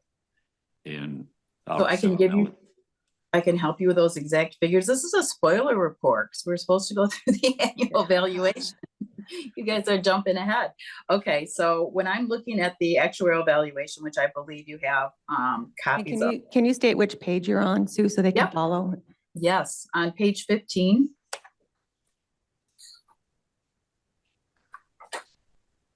It's a 2-pager, so it starts on page 14. And what this does is it breaks it down by division. So the cost for each one of these divisions. So when we're billing you, there's two components to the cost. We have the normal cost, which is the normal cost of any actives in the plan accruing one more year of service. And then we have the unfunded liability is the other component. So that's that piece between, you know, being 81% funded and being 100% funded. So there's those two components. So keeping in mind that when we're billing you, we're not including your surplus assets. We're billing you as though you don't have any money in your surplus assets. So we are billing you as of January 1 of 2024. The total is at just over $7.5 million. The normal cost of that is just over 2.4 million. The unfunded liability portion that you're paying down is $5 million. So that piece is being paid down over a fixed period of time. That is amortized over a certain time period. Kind of think of it as paying a mortgage payment. You know, that piece will be paid down. So every year that goes down one more year. So for next year, it's actually at 17 years. So it's going to go 17, 16 until that continues to move down. So yes, to your question, you are paying a huge chunk towards your unfunded liability, and that is actually making up the majority, more than the majority of your required contributions. So based on that, if we decided to stop making extra payments to the unfunded liability, we would still, in fact, be paying towards that unfunded liability, just automatically.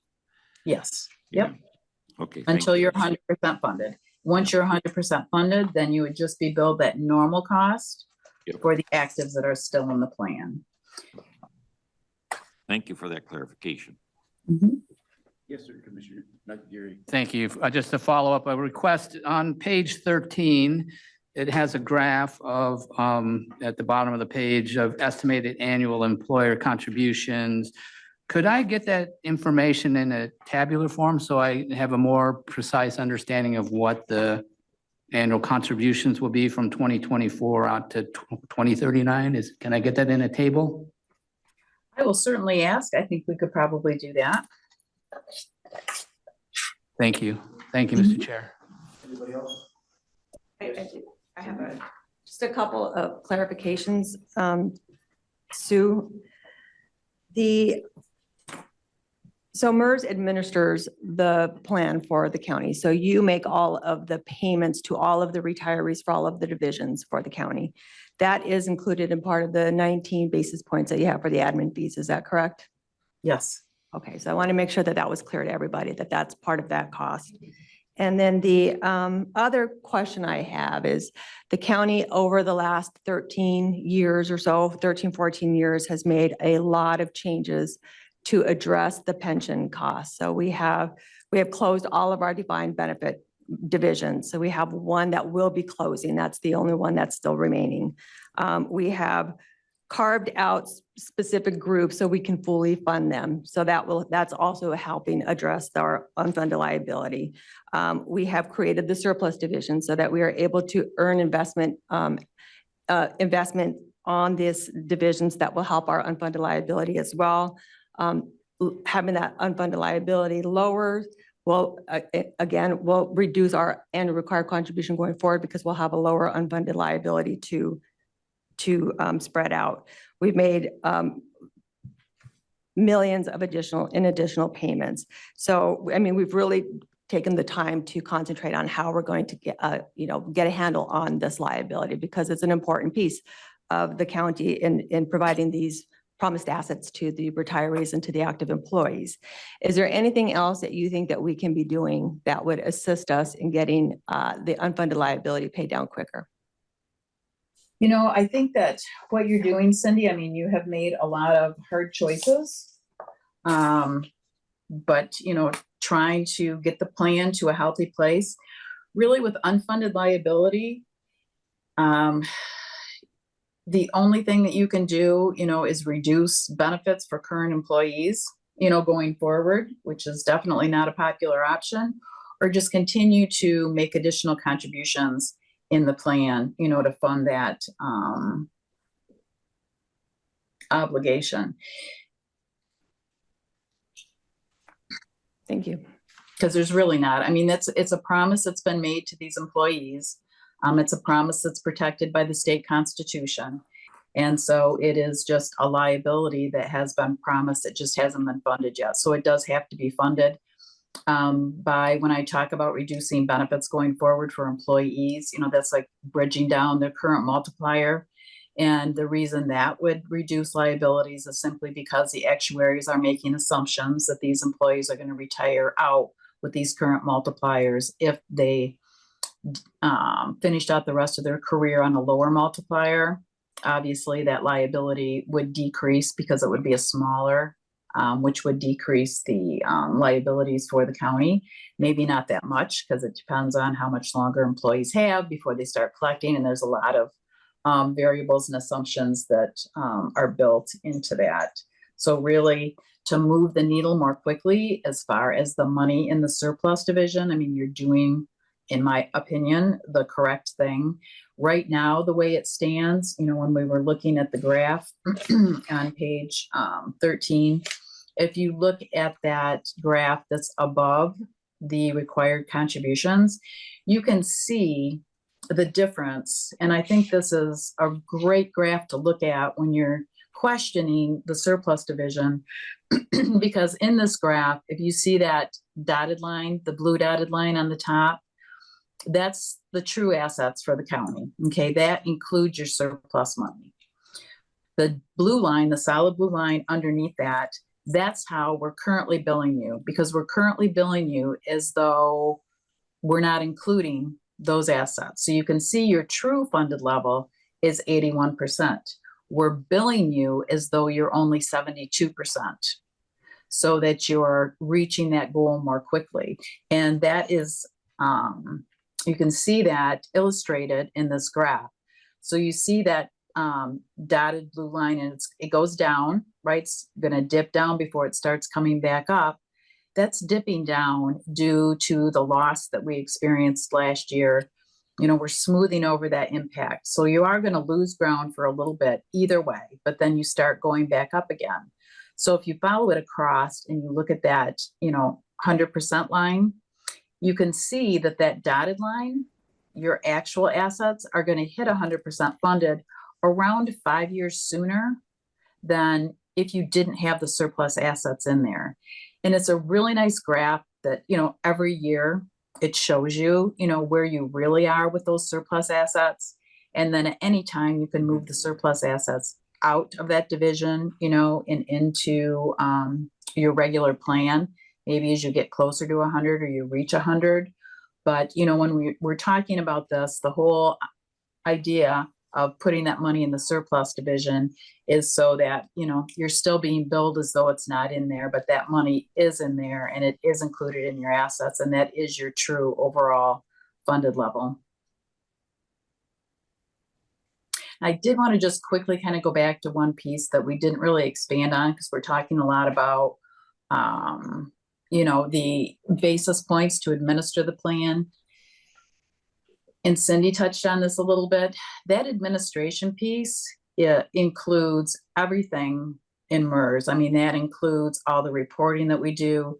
That includes our legal staff. We have 4 attorneys on staff that do all the legal work. We have in-house actuaries. We do all of the pension checks, right? Do all the calculations. We work with the employees all the time. We have a very robust service center. I believe there's around 15 people, don't quote me on that, on our service center, so that your employees can call in at any time if they have questions, if they need help, if they want an estimate on, what their benefit would be, questions like that. We also have people that come on site. Lynn Henley, and I believe Dawn also came along with her. We do a lot of meetings in person with your employees to try and help them understand their investment choices, understand what their options are, also really assist with some of the transitions that the county has made. I mean, these are big choices for these employees. Do I stay where I am, or do I, go into a different plan? And so, we have education people that come out and actually help the people, give them the information to help them make, an educated choice. So there is a lot under that umbrella when we talk about the administration piece. So I just wanted to throw that in there. Other questions? Any other questions from the commissioners? Cindy, do you have anything else to add? I don't. I want to thank you very much for this enlightening presentation. We've been with one another here for a long time over the years, and we really appreciate your service. Cindy? We appreciate the opportunity, and just kind of go back on Wes, when you request that long, the extended employer contributions. If you look at page 12, that will give you the contributions that we're estimating through 2029. On that top portion of that table, that projection is to be used for budgeting purposes. So that top line going across shows you that 72%, where that's what we're billing you, as though you're only 72% and not 81%. And it's projecting forward through 2029. So at least you have that snapshot, but we can try and pull that out a little bit farther. I know that actuaries are very hesitant to go, anywhere past 10 years, but we'll see how far that we can get them to go. No, I appreciate that. I did notice that you went through 2029 on that, 2029 on the table, but your graph goes to 2039, and that's when we anticipate, having paid off our unfunded liability. I'm assuming that's what that means. So I from a strategic planning standpoint, and looking out farther into the future, I think there's value in understanding what those numbers are. I mean, they have to have the numbers to generate the graph, and I'm just looking for the table of numbers. So thank you. Commissioner Domas, can I just add, I know I said I was done, but I actually just thought of something when Commissioner Nakagiri asked about this. So one of the challenges that we are going to be facing, and I've mentioned it, I've touched on it a bit, is that, as I mentioned, all of the employee divisions are closed or will be closed. So that means that we have actually less active employees we used to do it as a percentage of payroll. So there's less active employees to charge at a percentage of payroll. Right now, we're going to continue to have these annual required contribution costs for the defined benefit plan. So we're going to have to rethink about how we charge the departments. So that's something that I'm going to touch base on when we do the budget presentation, is another way to fund that. So we ensure that we reach that annual required contribution, which is built to us at a flat rate now. So I just wanted to make sure that you're aware of that, and that is one of the challenges that we have. And then the other thing is, Sue mentioned this, and one of the commissioners, I believe it was Commissioner Nakagiri, had wanted to see what our plan would look like if we had not made any of those additional contributions. So that is what Sue is working on. So once we get that, we'll provide that to you, because I think that visual will be very beneficial in you making your decisions as well.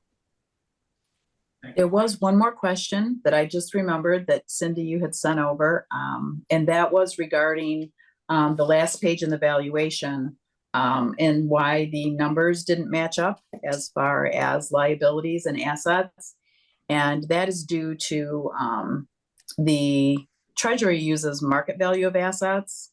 In your report, we're using actuarial assets. We do give you your market value assets, but we use the actuarial numbers. So Treasury uses market value, and also Treasury is using a 6.85% rate of return. And in your valuation, those numbers come from a 7% rate of return. So that is the difference in those numbers. Sorry, I forgot that earlier. And as long as everybody's diving back in, Commissioner, first off, thank you so much for your time. And I just want to offer myself and members of my team, we're right down the road. So if any of you, collectively or individually would like to dive in a little bit deeper into the portfolio, we would be happy to spend as much time with you as necessary. So that's an open invitation. Thank you very much. So I just wanted to thank you, Sue and Jeb and Dawn, who hasn't said much in this meeting, but she's very helpful to Livingston County anytime we need her. So thank you three for coming out and meeting with us today. Our pleasure. Thank you. Bye-bye.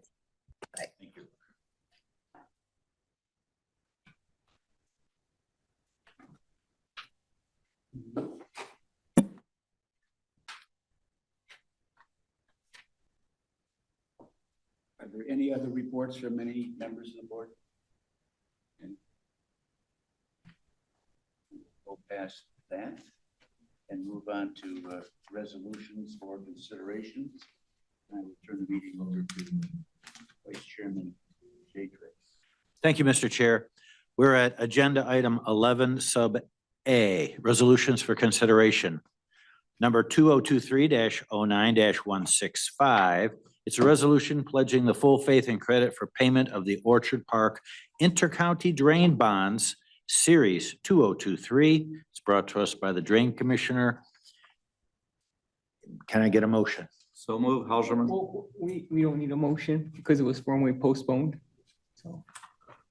Okay. Sounds good. I think that's what you told me earlier, correct, Clerk? It is. That was a motion to postpone. When it was postponed, it was a motion to adopt the resolution moved by Commissioner Smith, seconded by Commissioner Helserman, and that is how it will come back to the floor. Move into discussion then. Okay. Any comment, analysis, questions? Commissioner Fiani. It was brought to my attention, our attention, that just as a formality, we should amend the resolution to include the county's portion of the assessment for benefits. So at this time, I move to amend the resolution to add at the end, be it further resolved that Livingston County shall pre-fund the county's portion of the assessment of $315,000 for benefits to public roads with American Rescue Plan Act ARPA funds. Be it further resolved, the chairman of the Board of Commissioners be authorized to sign all forms, assurances, supporting documents, and contracts agreements related to this project upon review by civil council as necessary. Be it further resolved, the Board of Commissioners authorizes any budget amendments needed to effectuate this project. Support. Thank you. There's a motion on the table to amend. We've had a motion by Fiani, support by Helserman. Discussion on the amendment. Analysis, questions? Seeing none. Madam Clerk, I think the amendment does not need a roll call. Correct. Voice vote. We'll go voice vote on the amendment. All those kindly say aye if in favor. Aye. Any opposed, say no. None. It's a 9-0 vote to accept and include the amended language. Now we'll go back to the main amended motion. Any further comment, question, analysis? Commissioner Nakagiri. No, after lots of research, I'm going to be voting in favor of the full faith and credit. I would ask, Mr. Recker, on future ones, because it's my understanding that there likely will be other large drain projects, that we consider different ways of funding, of providing the ARPA funds. The way we're doing it now, the way we've done it for Orchard Park, we took our $700,000 ARPA expenditure and we applied it to the amount that Livingston County is a portion of the 1.6 million. So it left $900,000 to split between the county, the township, and the parcel owners. We could have done it in a different way that wouldn't have necessitated us to put in $315,000 more dollars. I at least love to have a conversation about that on future projects. Another conversation I think merits investigation is that, and I haven't done all my, I'm not finished with my homework, but I am, I'll say 99% sure that if we were to calculate the benefits, to the parcel owners and the road benefits, there is a administrative rule that if we follow that administrative rule, that the cost would be split 50-50 for road benefits between the county and general fund and the road commission.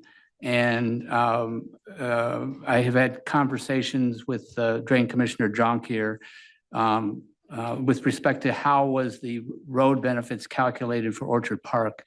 It appears it didn't follow the rules specified in the or the formula specified in the administrative rule. Anyway, that is a discussion outside this meeting that could potentially save the county's general fund, 50% of whatever we're assessed for road benefits. The last point I want to share with Mr. Recker is that I know there's a contingency on this, and I believe it's 10%. Is that contingency for, it came to my attention that when Hamburg Township does a special assessment district, they'll put in a contingency of, I'm pretty sure Supervisor Hull said 18%. So that there's a pool of money that if people do default, if they decide not to pay, that rather than the county paying with general fund dollars, we take it out of this contingency money. And any contingency money that's not paid or spent is eventually returned to the property owners. I think I'd like to consider that as a way to better protect ourselves and our general fund dollars in light of the fact that we are pledging our full faith and credit. So anyway, those are things I would appreciate discussions in the future. So thank you. Further commissioner wish to question, discuss? Excuse me, Commissioner, we cannot hear you on Zoom. Any further commissioners wish to discuss, analyze? I'll close that portion, then we'll move to a roll call vote. Commissioner Smith, Yes. Commissioner Fiani, Yes. Commissioner Gross, Yes. Commissioner Helserman, Yes. Commissioner Domas, Yes. Commissioner Sample, Yes. Commissioner Nakagiri, Yes. Commissioner Drick, Yes. and Commissioner Deaton. Yes. Motion carries. Thank you. We're on to 11 sub C. It is number 2023-1. It's a resolution approving the 2023 apportionment report. Can I get a motion? So move, Helserman. Second, Sample. Moved by Hausman, seconded by Commissioner Sample. Questions? Further analysis.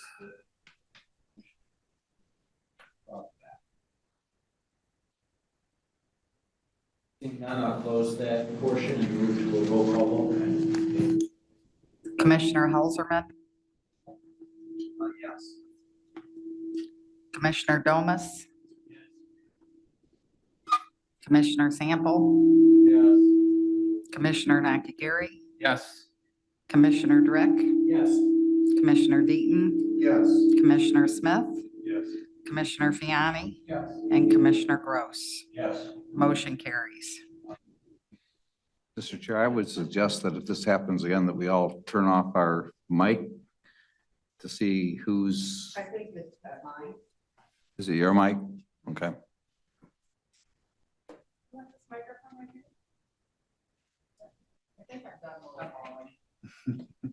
We're on to agenda 11 sub D. It's number 2023-10-173. It's a resolution appointing members to the Livingston County Board of Tenant Affairs. Do we need a motion? We have a ballot. So move, Dean. Support, Helserman. Moved by Deaton, supported by Gross. Mr. Bergman, you may proceed. Good evening, Commissioners. How are you? Good. So you should each have a ballot in front of you. So I need for you to vote that ballot. And then if you will hand that to me, then I will tally those and let you know which candidates maybe.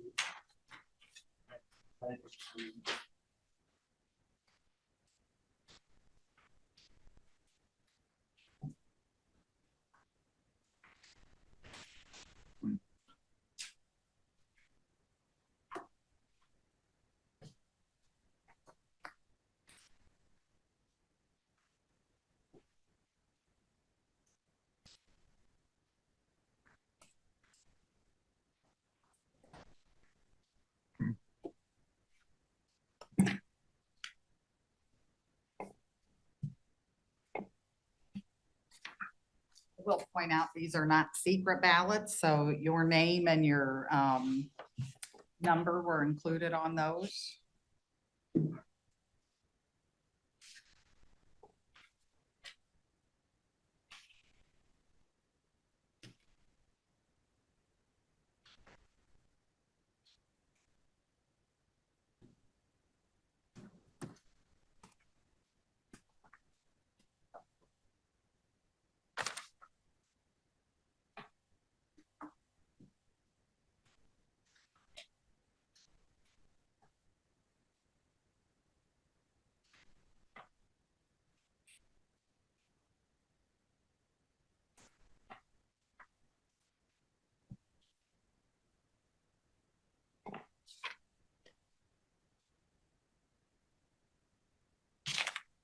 By unanimous vote, we have 9 for Democratic candidate Darlene Dominique, and we have for the Republican candidate Carla Chapman with 9 votes as well. So the motion will be to fill those 2 vacancies with those 2 candidates.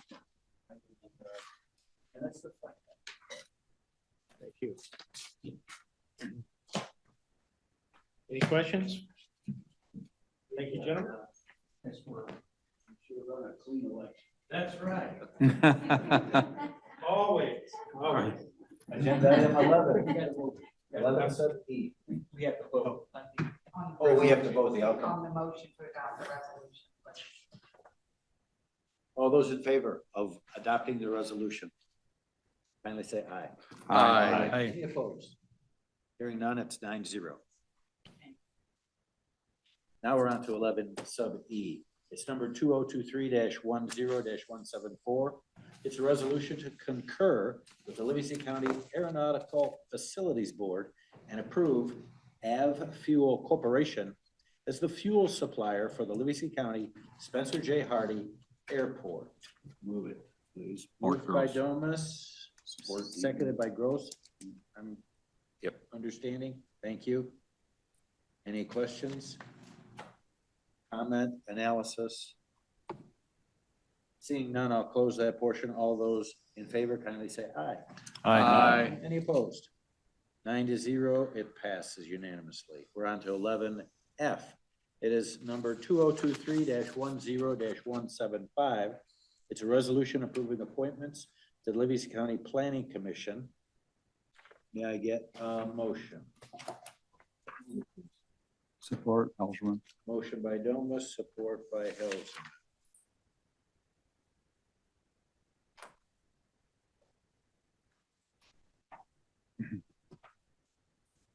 These are returning members. They're not new. Thank you, Commissioner Helserman. Did everyone hear that? They're returning members, they're not new.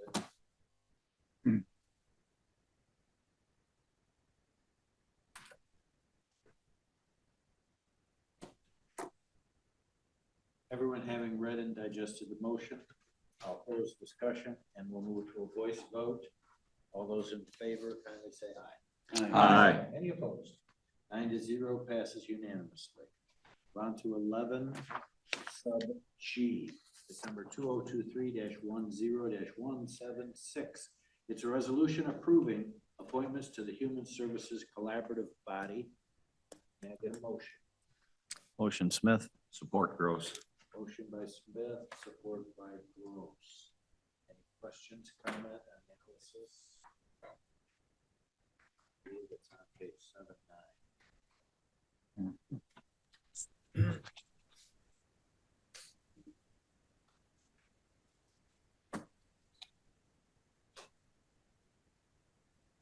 Commissioner Nakagiri.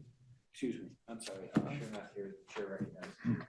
Thank you. I'm going to make a motion to amend, but before I do, I want to express my disappointment that the HSCB leadership chose not to disclose the where the candidates live, indicating in a letter, an email, that it's not a requirement.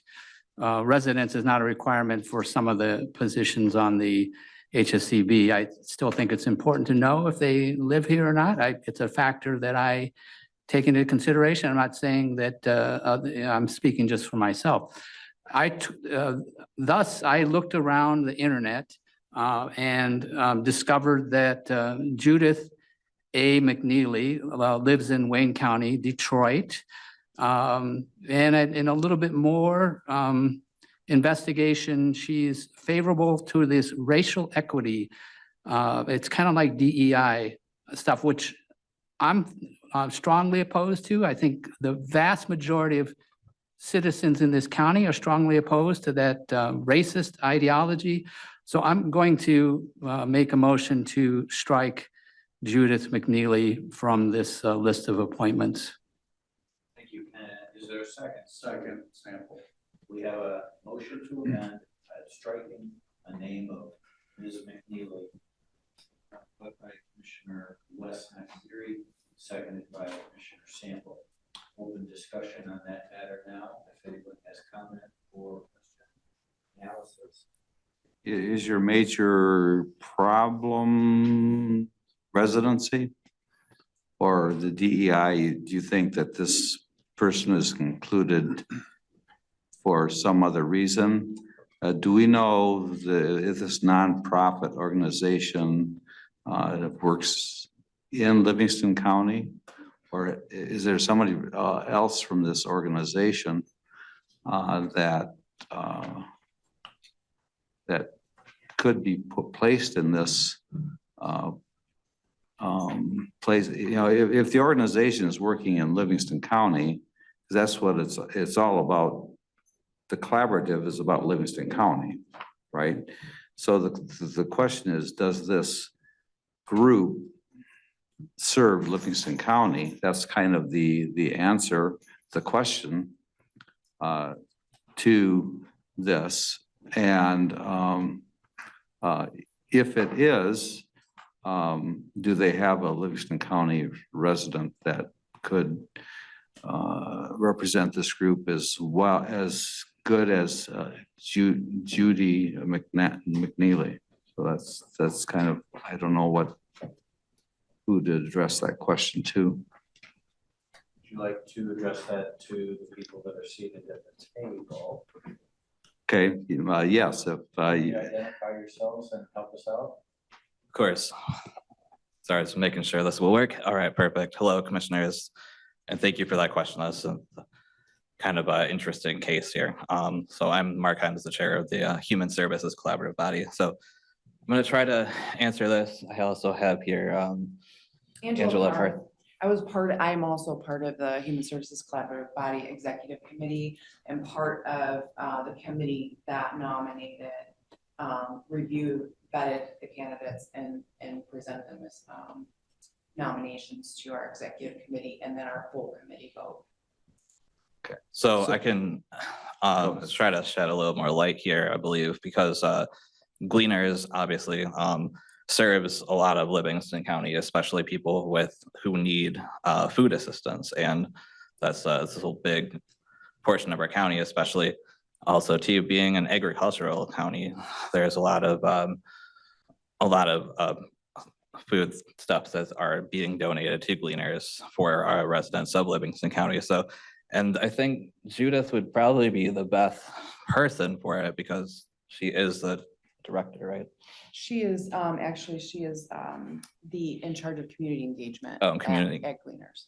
Okay, community engagement, which means that with community engagement and with Human Services Collaborative is all about helping different people in need in different factors, sections of our county who need different types of assistance, and Gleaners fills I believe it's the human need of hunger and the food security. So I think that's super important. And again, too, I want to address the residency question, Wes, because I do believe that it's the organization and the people that their organization is serving. And this person represents that organization. So it more so of that piece of the of the Human Services Collaborative body, it fulfills that requirement. There are only, I believe, 3 positions that actually require people to be actual residents of the county. Is there anything else you want to add or any more questions for me or us? But, so my question, when you vetted, you were on the committee that vetted them. So, when you went to Gleaners, this is the representative that they suggested that represent them. Correct, yes. They provide services to residents in Livingston. Right, now I understand that.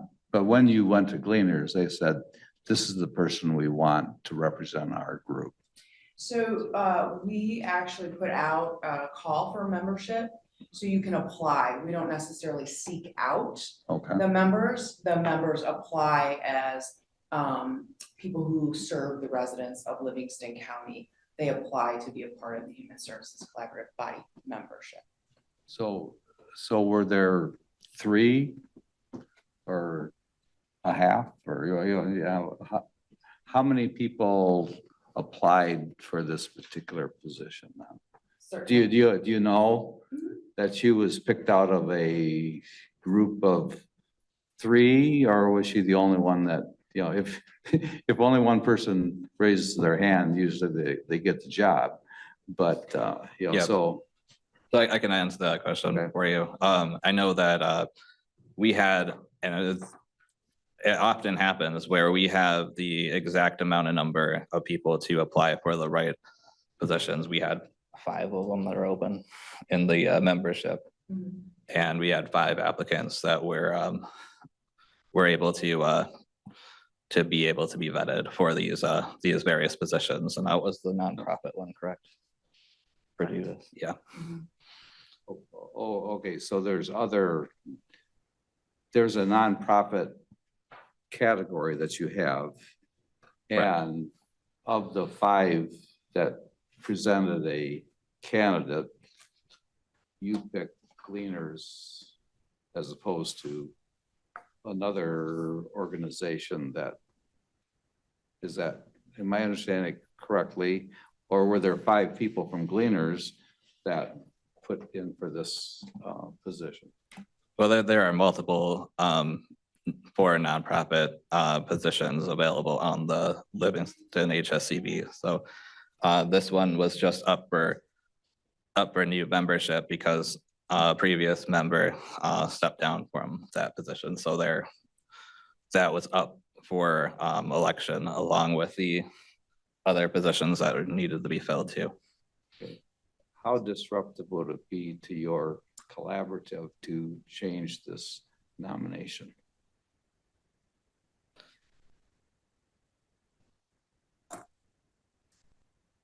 I think this is a hard question to answer. As far as being disruptive, you are really kind of taking away the community engagement side of Gleaners, which is Gleaners is really kind of the highlight here. It's not necessarily Judith. Judith is just the person at the seat. Really, honestly, Gleaners is the one that is going to be the company and the organization that ultimately has the vote. So like, for instance, before I was chair, I represented, and I still do in some way represent our disability network. And that's me as representing the whole of the organization, not necessarily not necessarily myself. So I put myself aside. And so like now defending this person, I put ourselves aside and think that besides what has been sort of brought up here, as far as like the resident thing goes, it's the people in the county that may not necessarily be represented at the table for the Human Service Collaborative Body, which hunger is an essential issue across the board in these areas. So I think that's something that you all should consider. And, you know, so obviously Gleaners is a important organization to Livingston County and probably to you, but so among these 4 other nonprofits, you felt that Gleaners was maybe the one that would give you the best bang for the buck, if we say that, because there's not very many organizations that give as much to the community as Gleaners. I think, you know, and that may be not a good statement, but they're well known for their good work, so. Correct. There were 3 nonprofit positions open, and there were 3 nonprofit applications. Okay. And so we felt like each of those nonprofits that applied for those membership positions appropriately met the expectations of, 1, serving our community and the citizens of Livingston County, and also in different ways. So the Public Attorney's Office, La Casa, the Domestic Violence Shelter, and then Gleaners Community, all kind of different aspects of our human services that are provided in the county. So we felt like that was the best candidate to fill that position. Yeah, for me, if that is Gleaners' chosen representative, I don't have a problem with the residency, and exactly why, whether DEI had a part in their selection. In some ways, I look at the value that the person brings as opposed to the reason why they were brought. And, you know, so I don't believe that I will support removing her from this nomination. So that's where I am on it. Page 81 too of the agenda lists the qualifications and the reasons for the applicants applying for the positions that they did at the HSCB. So just for clarification in regards to Ms. McNeely's application, she states clearly her intentions as far as a Gleaners representative. Thank you. Thank you, Mr. Chair. Commissioner Gross, Chair recognizes you. It was stated earlier that Ms. McNeely is a resident of Wayne County, but is she a volunteer at Gleaners or is she employed by them now? She's employed. Employed. So she's presumably working in Livingston County every day. Correct. Okay. Thank you. Any further, Commissioner? No further. All those, it'll be a voice vote on the motion to strike the one name.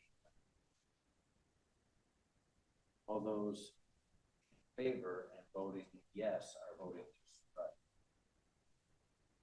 Say aye if you vote in favor of striking. Now. Aye. Aye. Could I request a hand or a roll call, Hand is- whatever you prefer, so I hand can is see fine. who voted yes. Who's voted yes? 1, 2, 3, 4, 5, 6.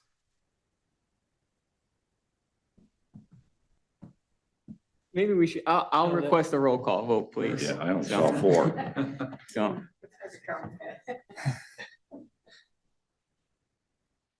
Commissioner Nakagiri, Yes. Commissioner Grant, Yes.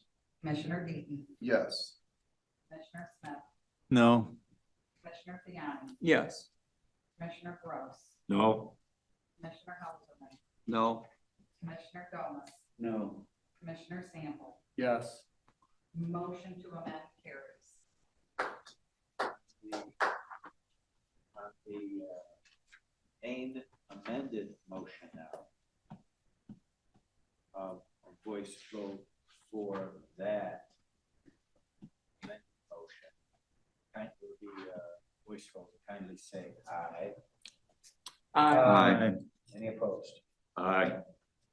8 to 1. The main amended motion carries. We're on to agenda number 11. Could I just have I think that we owe it to them to say, will we consider another person for this nonprofit position? I think that answer should be given to them at some point. Maybe we're not ready to give that answer right now. Just a point of order, we voted we need to move on to the next resolution. That's the proper way. I do agree, but. Well, once you get that information, please do forward it up because we need to make sure that we're doing the right thing, right? Thank you. Thank you for that respect too, Commissioner Helserman. Yes. We appreciate that. We're on to 11H. It's a resolution number 2023. Excuse me for just 1 second. I'm sorry. Commissioner Drick, I know your mic is on and it's working, but we cannot hear you. Is it possible you could possibly speak up a little bit?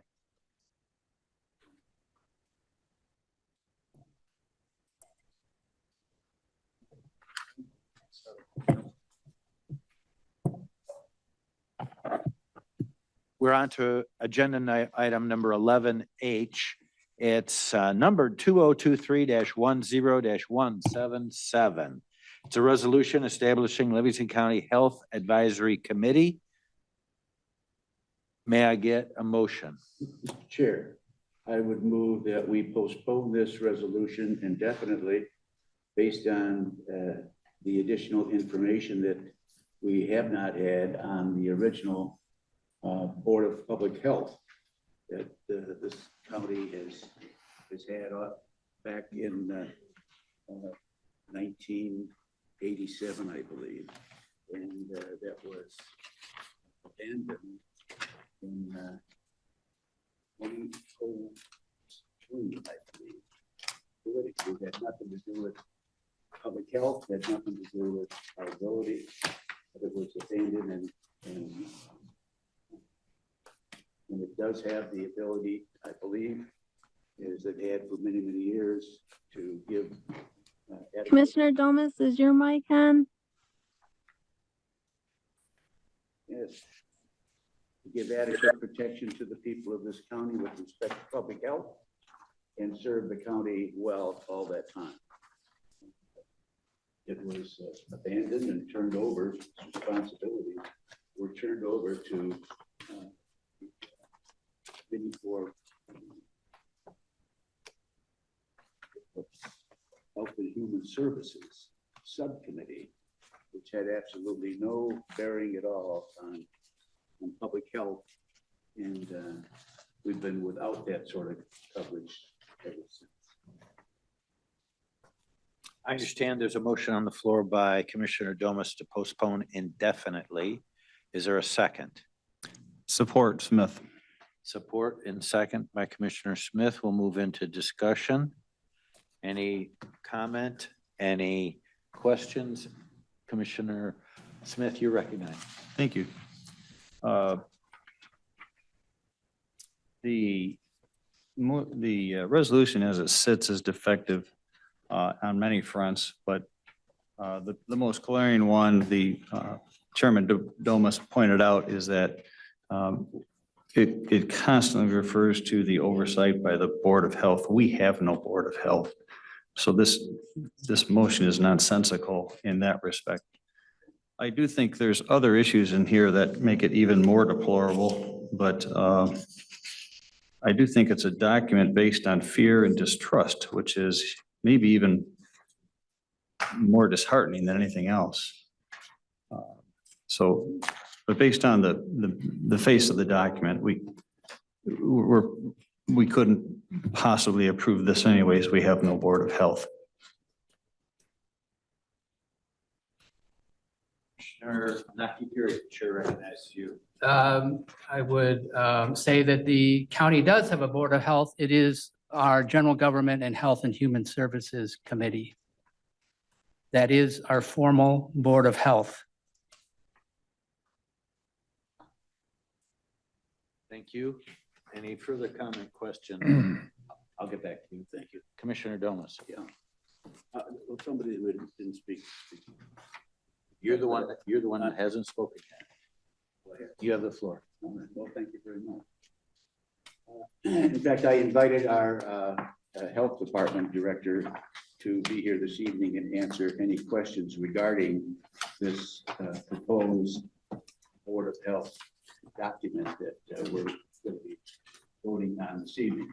He also has a copy of the original bylaws and of the health board that we have enacted, that had been enacted years ago and functioned as an oversight committee, a board, to facilitate good health practices in the county. But what it doesn't do is it doesn't take over the responsibilities of the health department, and it is not a pseudo health department branch of any kind. I think this resolution that we're looking at this evening tends to take control of the health department, and where it should be advising the health department, it doesn't do anything at all like that. It requires reports. It authorizes some money for information, FOIA information, and Commissioner Domas, is it possible you can borrow Commissioner Fiani's mic, because we can barely hear you on Zoom?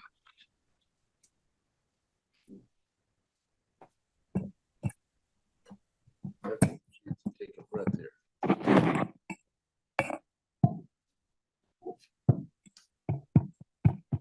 I will share with you also that the reason that this original Board of Health that served us so well for years was eliminated was strictly political, had nothing to do with the department's ability to function on behalf of the health issues of the residents of this county. It was strictly a political issue, and it was unfortunate. Now, when I returned to the board here just shortly, several months ago, and there was some disarray in the county with respect to disagreements between the selection of a health director, who incidentally is doing a fine job, and other people in the county who did not agree with some of the things that had gone on and blamed him for it. I didn't think that was fair, number one. I thought it would would be a good idea to have a buffer between the health department and the people that it serves, and sometimes with the county itself. So that was my original offer. I'll bring back the original health board and the original Board of Health and allow it to get the health department back in good graces with the people that it serves. And unfortunately, and I apologize for this, we couldn't locate this packet of information. And we had people looking for it everywhere. And it wasn't until just recently that, that this information, which includes the resolution which forms it and the bylaws that it operates under, and everyone here on the board has got a copy of this. Unfortunately, they couldn't get it till this evening, and I appreciate that. But more than willing to work with whomever the board feels would be appropriate to bring this up to date, but essentially bring it back to where it belongs, right here in county government. Do you have any questions? I don't know whether you want to get up and say anything. Yeah, I'm not sure.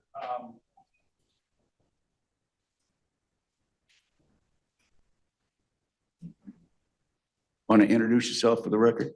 I know who you are. Point of order, Mr. Chair. We are basically debating, you know, the resolution itself. We are not debating whether or not to postpone the thing. That's the effect of what we're doing.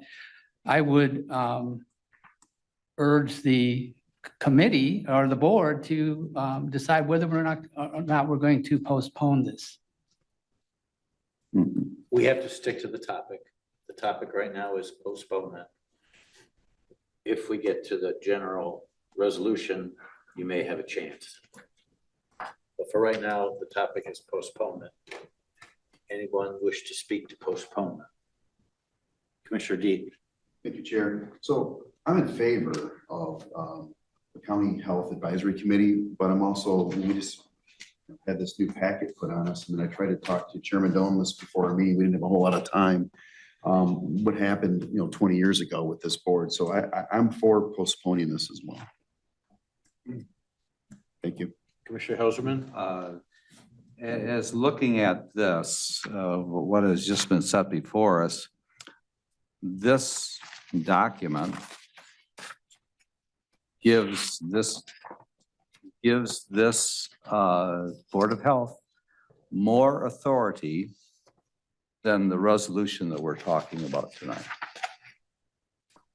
To set policy and provide general oversight of the operation of the Livingston County Health Department. That's what this Board of Health had. This resolution we're considering tonight doesn't do that. So if this board, if we can reestablish this and postpone, it seems to me that everybody'd be happy, right?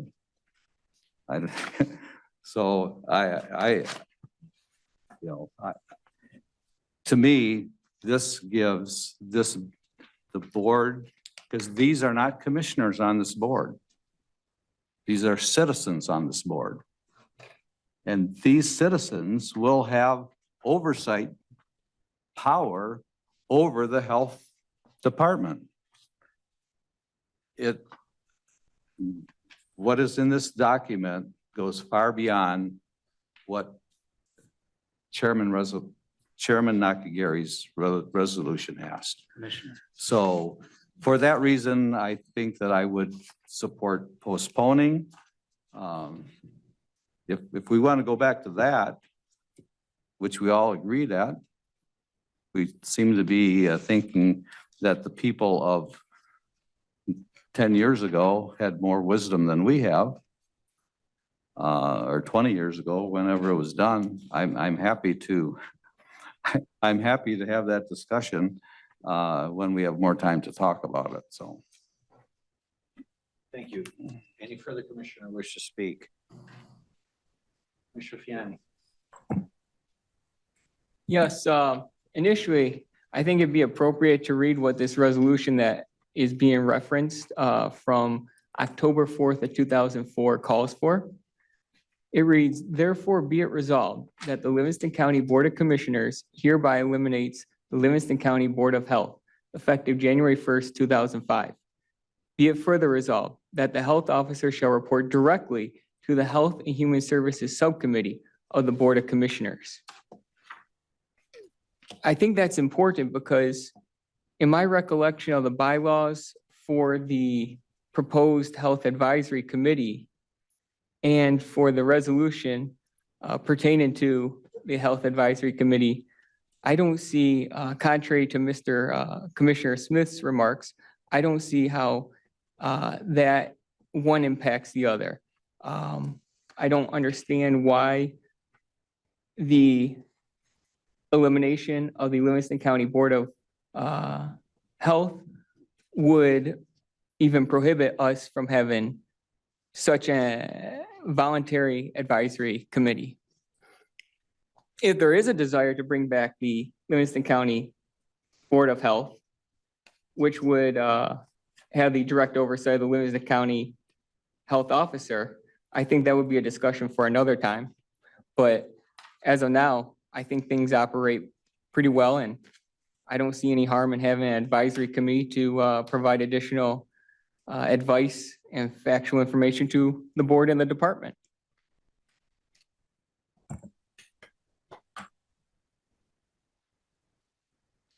Commissioner Smith. Thank you, sir. You may proceed. So setting an advisory committee can often be very helpful. And in fact, our director of the health department may find it very useful.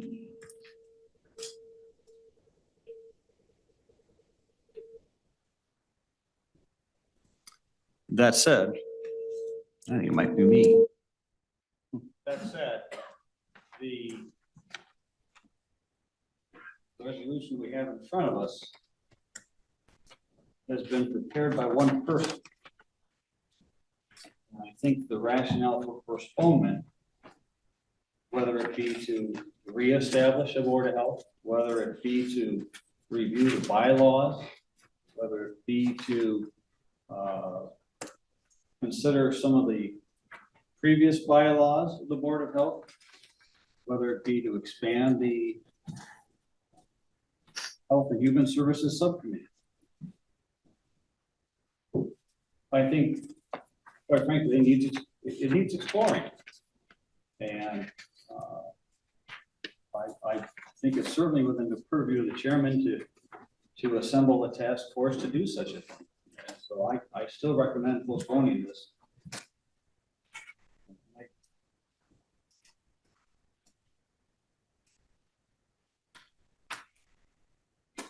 I recommend postponing. Commissioner Nakiri, you have the floor. Thank you. I want to point out in Article 3, it clearly states that the committee is a fact-finding and advisory committee, which may occasionally render advice to the BOC around health policy. As such, the committee may only make recommendations to the BOC and or the BOH concerning the exercise of government authority. So when people say describe this as an oversight board, it is not an oversight board. It is here to advise the commissioners. So I want to make that point crystal clear. This is an advisory committee. It's not an oversight committee. I also want to point out that the implementation of this health advisory committee does not prohibit us from also having a board of health that, as it used to be, they are not mutually exclusive. So I would encourage my colleagues to move forward and allow the vote or allow discussion and debate on the health advisory committee and ultimately approve it, and so that we can move forward. With respect to one person drafting the bylaws and putting this together, putting the resolution together, we get many resolutions that are put together by one person. So if that's the criteria for delaying this, we should delay 90% of the resolutions that are presented to this board. Thank you, Mr. Chair. Thank you. Any further comment?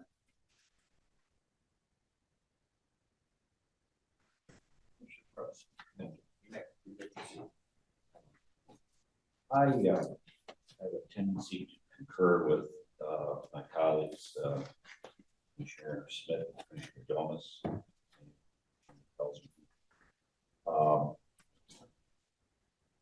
One just taken by Commissioner Nakagiri with respect to all other resolutions. It's very rare that we get a lot of detail supporting this resolution in terms of rules and regulations, how they're going to operate. In addition to that, we heard you call the public earlier this evening. A number of our constituents urging us to vote in favor of this, and a number also urging us to vote no. And in addition to that, I've got communications from a number of my constituents who have advised me or recommended to me that I should vote no on this. So there appears to be possibly a split in the community with respect to the favorability of this resolution.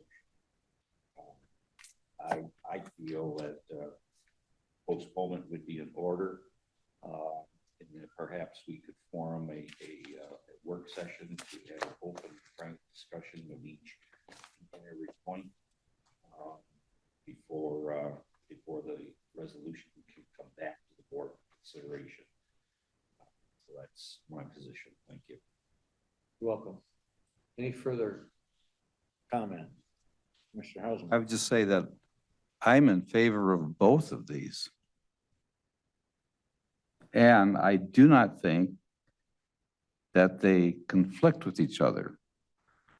You know, I'm ready tonight to vote yes on the resolution in front of us. The question is, will we get a better product if we wait? I don't know.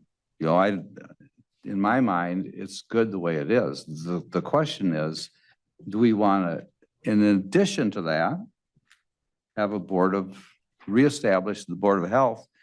And obviously, there are a few phrases that we've read tonight that are even less palatable to our fine director. And yeah, I don't mind saying that. I like Matt, and I think he does a good job. I think his department does well. And I personally don't see any conflict between an advisory board that sticks to the facts and advises us. You know, I'm for both. I'm ready to vote tonight. So, you know, I don't know, but. Thank you, Chairman. Commissioner Gross, go ahead. From time to time, the body has been presented with documentation. Commissioner Gross, can you speak up a little bit, please? We can't hear you. From time to time, this body has been presented with resolutions and other documents, literally minutes before we sit down on the dais. And that happened again tonight. And I certainly have not had an opportunity to go through the documentation that was from 19 years ago and try to make a comparison between that and the document that we're being asked to approve tonight. So I feel it's important to have a postponement so that we can sit down and study these things and come to a more informed decision on which way we're going to go. So I maintain we should have a postponement and possibly schedule a work session to be able to have an open and frank conversation. Thank you. Thank you. Mr. Sample. Seems like we continue to discuss the resolution and not the postponing of it. So I think if we're not gonna, we need to decide if we're gonna vote on postponing it or moving it forward to discuss the actual resolution. I'm hearing a request to call the question. Call the question. All those in favor of postponement? Will do voice No, vote. no, wait, wait. no. If there's a call to the question, it has to be seconded. I do have further discussion on the actual I'm postponement, considering a call so. that this is a call to Your question. a motion call, okay. Is there a second? Second. So we have a call and a second. We'll proceed to voice vote. Point of order, it's 2/3. You need 2/3 to call a question. Thank you. Is that understood by everyone? Madam Clerk, would you explain what we're voting on here, please? Right now, the motion is by Commissioner Sample, to call the question, seconded by Commissioner. So this is to call the question on the motion to postpone. Roll call vote, please. Roll call it is. Commissioner Sample, Yes. Commissioner Nakagiri. Yes. Commissioner Drick, Yes. Commissioner Deaton, Yes. Commissioner Smith, Yes. Commissioner Fiani, Yes. Commissioner Gross, Yes. Commissioner Helserman, Yes. Commissioner Domas. Yes. Motion to call the question carries. Any objection to proceeding to a voice vote now unless someone wants to make further points? Yes, No, I you cannot make yes, further points. I object because I wanted to make further points and there was a call to the question. So yes, I do object. Proceed with your point. You have the floor. I'm prohibited No, from, you can I'm call the prohibited from question. Robert's Rules of Order, so, Yeah. and board rules. So we are required, We're going to To then vote. go to the postpone issue vote by voice. I'd like a roll call vote on that also. We'll change that to roll call. Madam Clerk.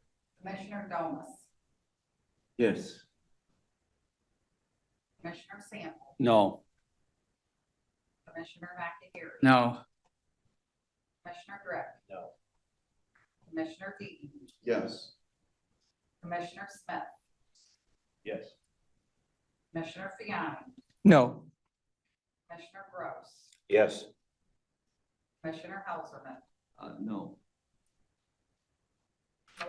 Postpone fails. We're back at the original resolution. Motion to call the question. Support. Commissioner Fiani has moved to call the question. Support by Commissioner Nakagiri.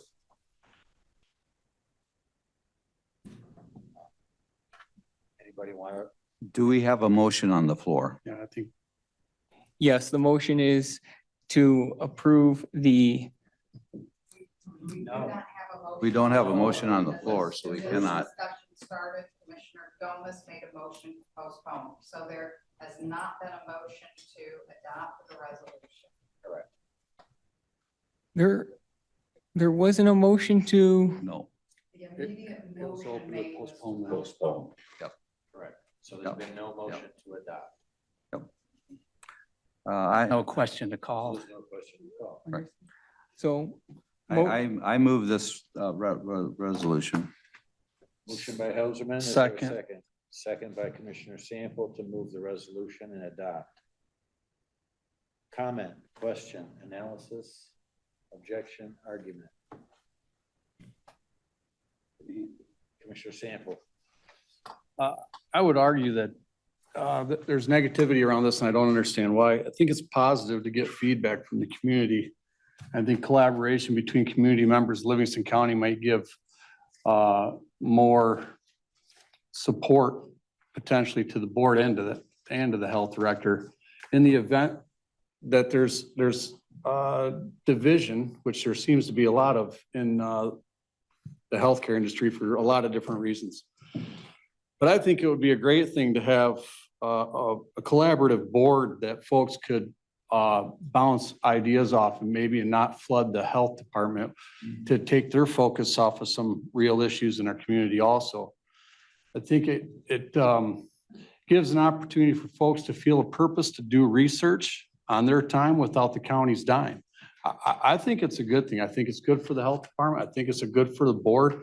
I think it's good for the community because there's a good chance that there's an opportunity for folks within Livingston County to know somebody that's on that board that may give them a comfort level to support what the health department's reasoning for doing the things they do and support when we support the health department.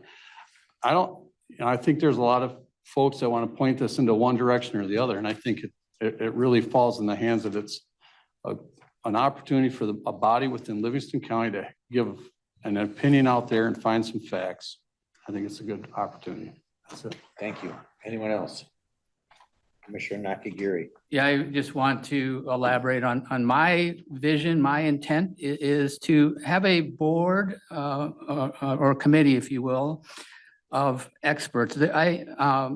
It's my understanding there are people that are interested in serving, including a lady that spoke here at Call the Public that was a registered nurse in ICU for cardiac care, who actually is volunteered and is on the group of persons that are reading through all of the Pfizer documents that the government wanted to hide for 75 years. There is a person who's interested in serving that is the director, the head of the nursing program at a local college. So there is a person who has got a doctorate in public health that is interested in potentially serving. So these are highly qualified people that are interested in serving, and it is, my vision is that they would produce quality research that outlines both sides of whatever issue that they're looking at, the pluses, the minuses. I personally am not looking for anybody who just echoes my sentiment. I want people to look at the whole. I want people that will footnote where they got the information from so that any citizen can fact check them within the report, that they don't have to go wondering, well, where'd that information come from? I see this as being able to address questions that citizens of Livingston County have, and they're not sure, who to believe. And I think this committee can serve a great purpose. Thank you. Further comment, question? I have an amendment, if I could. On the first page of the bylaws, in paragraph 3 under powers and duties, annual report, in paragraph 3, it says, with balanced recommendation based on review of scientific literature shall include in the list of conventional medicine, alternative medicine, herbal medicines.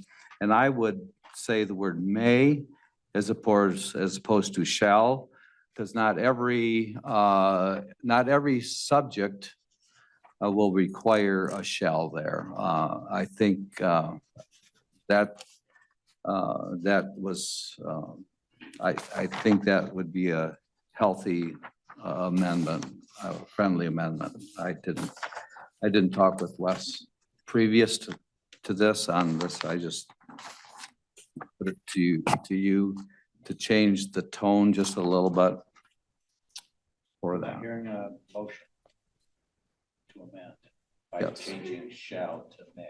Yes. Yes. Is there a second to that motion to change Can I shall to clarify, may? Commissioner Holzman, that it is the second shall?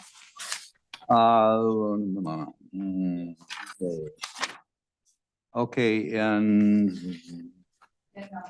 okay, shall provide, yeah, it's the second shall. Yeah, I didn't realize there was another shall before. Yeah, I think, yeah, I think that that's what will happen. And to require it for every single consideration, you know, I think if it deserves consideration, this group will include them all. So I leave it to their discretion. I need a second before we proceed, if we're going to proceed.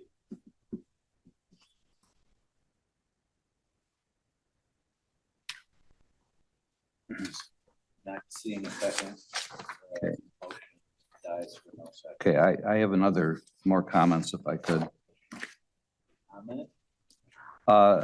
One of the things that I think would help alleviate some people's concerns in the third whereas, it says, the third whereas of the it says the advisory committee of local experts focused on scientific literature review and fact finding would help the Board of Commissioners and the Board of Health and the Health Department by advising on assigned public policy matters. That, in my mind, this puts the Board of Commissioners in control of the subject matter that this group will be they'll be tasked with certain things. And to me, I think that's very positive for this, that you know, sometimes committees can go off course. And I think it's very important that we want this committee to advise us on matters that we have concerns about. You know, it's not, what are the concerns of these people on this committee? You know, if they have concerns and they want to look into it, they will need to come to us and say, is this an okay thing for us to research? And to me that gives, there's a level of safety, a level of control, because one of the objections is that this is, you know, right-wing extremists doing, you know, that's the last thing that I want is an extremist or just a political hack, you know, using this as a bully pulpit to say their own opinion. If that's what this is, what this becomes, then I'm against it. But if this is truly a fact-finding advisory board or committee to this board, and then by extension, we are the connection to Matt in the health department. This, I think, because one of the things that the people who say no to this, they say, well, you are not health experts to make this decision. Well, the question is, the governor wasn't a health expert to make all of her pronouncements. But I think she would say that she sought the best counsel that she could. Would she not say that?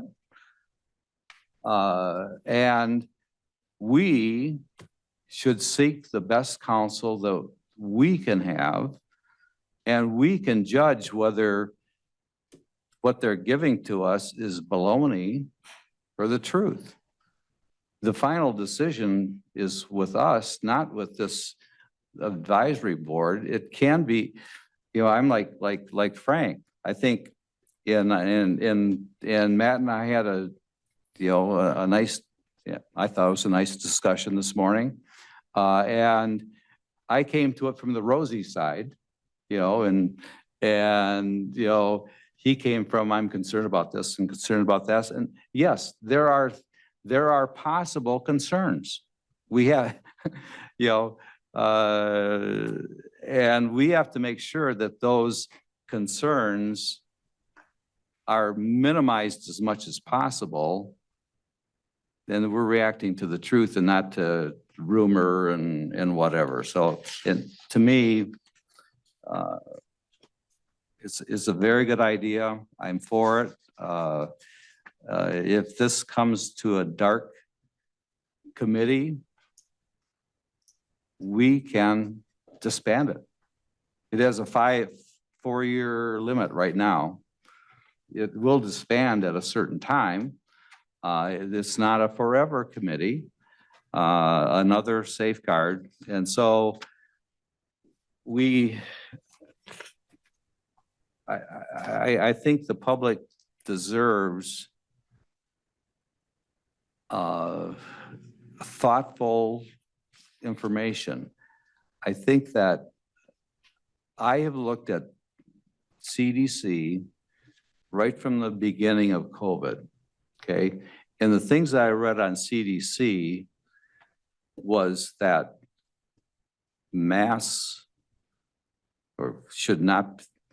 they have no significant difference for people that are not sick. There was some advantage for the people who are shedding and giving it off. Well, those people in our mind should stay home, right? They, the people that are well, but that information is no longer on CDC.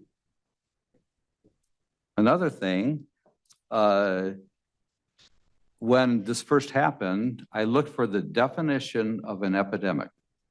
And it said something like this, I don't have the quote, it was something like this: 25 new cases in a week's span for every 100,000 citizens in the county or the city or the state, whatever. And in my calculations, those who were on the board at that time, remember that I brought my findings to the board, and my findings, by that definition, Livingston County was not in an epidemic condition until October of 2020. And Michigan as a whole was in an epidemic condition for a short time during March and April. Commissioner Helserman, I believe there's a bylaw that limits even commissioners to 5 minutes. Okay. I think you're at 7 or 8. Okay, that's fine. If there's something more That's you want good. to tell us. No, I'll let other phone people, calls if or there's a other second, All right. obviously, you know that I could talk a long time on this subject, so. And when I counted 5 people asleep, I said that's. 4 was okay. I was gonna go with 4, but 5 was top. That's good. I hope you're enjoying your nap, so. I hope it's good for your health. And I believe that was part of it, comment and analysis, correct? Yes. No motion in there. No motion in there, right? No, You're referring to the whereas. my motion, no. All right, we're good. I like it. I'm just saying that I like it. So. Any other comment, question, analysis? Commissioner Gross, you have the floor. I'll try hard not to put people to sleep. Looking at the resolution, there's a number of issues that have been bothering me from the get-go. The previously referenced third paragraph or third whereas, an advisory committee of local experts. How many people are we talking about? And who is an expert? And who's going to do the vetting of these people to verify that they are indeed experts? Similarly, there's in that paragraph, there's a reference to an organization identified as the BOH, which is a Board of Health, which was disbanded 19 years ago. The function of that organization apparently resides within the purview of our current General Government, Health and Human Services Committee. So I'd like to see a clarification of that. And lastly, I'm wondering, why do we need to spend $10,000 to provide a fund for FOIA requests? I think that's $10,000 that would be better served going into our unfunded liability for pensions. So there's a variety of issues with respect to this resolution that are troubling to me, and I'm looking forward to hearing answers from anybody. Thank you. Any further comment, questions, analysis? Mr. Fiani. I think I can address a couple of your questions or your concerns. Trying to take them in order. Let's see here. In terms of an advisory committee of local experts, you were inquiring who the experts would be. How many? Oh, how many? It's 5 to 7 voting members. And then there may be an additional non-voting member on top of that that represents the health department. And then potentially an additional 2 on top of that, non-voting members that currently sit on the Livingston County Board of Commissioners. Catch the thousands. And in terms of continuing to address the concerns, this is the whereas portion of the resolution, so it holds no weight. It's actually meaningless. It's more of a factual presentation than anything that can be upheld and bound to. In terms of the BOH that was referenced, it says making recommendations to the Board of Commissioners, the Board of Health, and the Health Department. Well, obviously, if there is no BOH, it's a moot point. So that would not have any impact on this resolution. You should strike it, but I certainly wouldn't have an issue. And I would go back to that, since it's a whereas, it's meaningless to begin with. It holds no weight. It's a point of presentation. And I'm trying to remember if there was a fourth. $10,000 for FOIA. Oh, the FOIA, no, for the $10,000, it's my understanding that, and I think somebody spoke on that this evening, the FOIA expenses can be quite expensive, particularly these days. I guess so for realistic research, I think that would be sufficient, adequate, and appropriate, but me personally, I have no opinion. I'm neutral on that. So I think that's it would be up to each board member. So I hope I was able to cover all the concerns. I think that was all of them. Thank you. further comment, discussion, question, answer. Commissioner Sample. I'd like to go back to where Commissioner Helserman was trying to amend in Article 3, item number 3, the shall, and so I'd like to make a motion to amend, shall include one or more of the following, and then continue the rest of the sentence. And I think that might get across what Commissioner Helserman was looking into. I'll support that. I'm hearing there's a proposed motion to amend the bylaws, Article Roman numeral 3, paragraph number 3. Repeat it again so we all understand. So after the shall include, we would add one or more of the following, and then it would continue to read on as it's stated. Madam Clerk, do you have that? Yes, I do. Anyone need further clarification so we know what we're talking about? Seeing none, there's been a motion by Commissioner Sample. I believe it was seconded by Commissioner Helserman to amend the bylaws at Article 3, paragraph 3, after the second word shall include, after the second words shall include, and before the words conventional, we would put in the words one or more of the following. with that as the understanding discussion. Any objection, questions, comments? Seeing none, we'll proceed then on that motion to amend with a voice vote. All those in favor, kindly say aye. Aye. Any opposed? Aye. The vote to amend carries 8-1. So those words are now inserted into the bylaws. Mr. Chair. I'm sorry, Somebody else goes first. You. I haven't put enough people to sleep yet. Yeah. All right.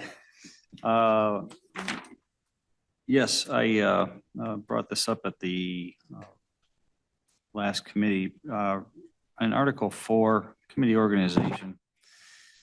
The fourth line in says that each member shall be a citizen of Livingston County and have educational experience in at least one of the following areas. System's working great tonight. Again, I'll point out the fact that our county only has 200,000 citizens. That we are in a greater metropolitan area of over 4.5 million. And if we're truly interested in having the best people on this advisory committee, why do we care that they live in? So I'm first proposed amendment is to eliminate clause where that each member shall be a citizen of Livingston County. My second proposal, and following that. Commissioner, can you use Commissioner Nakagiri's mic, please? I got one right here. Okay. So the next portion of that same sentence, fourth line, Article 4, committee organization, have educational experience in at least one of the following areas. Conventional medicine, alternative medicine, yada, yada, yada. And I would propose to amend that to say, have educational experience of at least 7 years as a practicing MD or DO.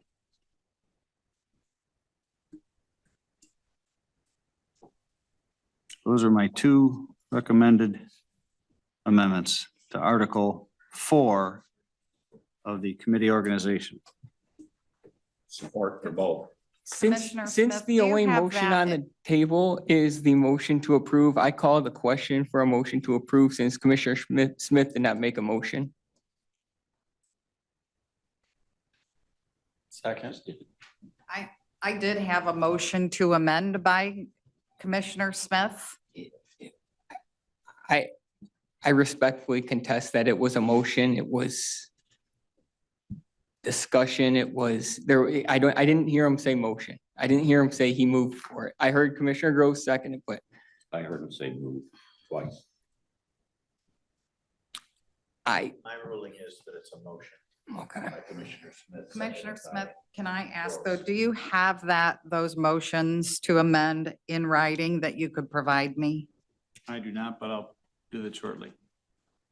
Okay. Just to make sure we are in the bylaws, Article 4 under Section 1. I know the first motion to amend addresses the citizenship of the members. And the second, you had wording, and I apologize, I just did not catch that. So again, to summarize, the start of that sentence begins, each member shall be, and I'm eliminating a citizen of Livingston County. Cross that out. And have experience, I'm sorry, at least one member shall have experience of at least 7 years as a practicing MD or DO.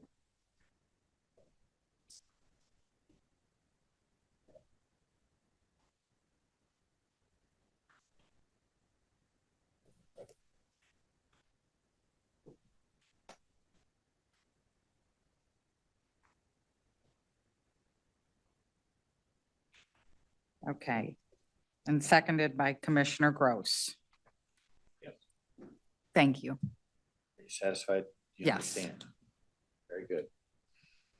Are all members of the commission understanding the two amendments put forward in a single motion by Commissioner Smith, seconded by Commissioner Gross? Yes. I have some questions about the Proceed. wording. Because I heard him say two different things. I just want to make sure that my understanding is correct. Okay, so you are removing the, are you opening up the members of this to be people, right? You know, their residency could be in California or, you know, we probably wouldn't do that, but there's no residency requirement. Anyway, and the second one, that one of the 5 or 7 is only one of the 5 or 7, 5 to 7 have 7 years experience.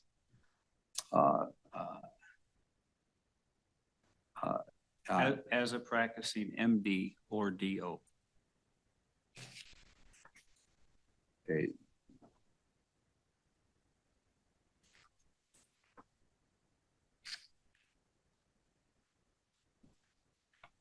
Anything further? Commissioner Pels? Oh, Satisfied? I can always talk. I think I will not right now. County, you have the floor for discussion. I believe there are more than plenty of well-qualified, intellectual,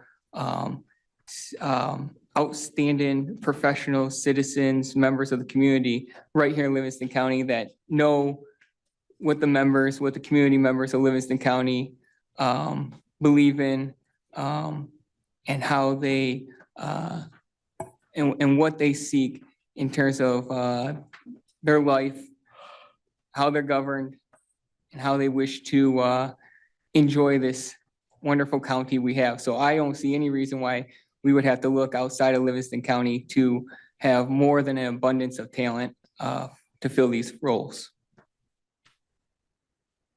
Any further comment or question? Commissioner Deaton? Thank you, Chair. It's been a few weeks since I had the opportunity to put people to sleep, so I thought I would try. I disagree totally with the citizenship. They should be part of Livingston County. Almost everything that we have approved since I've been here. Commissioner Dean, can you please speak into the mic? Yes, ma'am. Thank you. So I am in disagreement with taking a motion and eliminating citizenship. I think they should be from a Livingston County. I agree with Commissioner Fiani on this. And you know, I'm going to vote for that. Thank you. Further question or comment? Analysis? Seeing none, we will now close that portion and go to a vote, a voice vote on the amendment that takes out citizenship and adds in 1 member, 7 years practicing MBBO. Knowing that, all those in favor of the two amendments really that are in one motion, all those in favor kindly say aye. Aye. I'm hearing 2. 3. I'm hearing 3. All those against say no.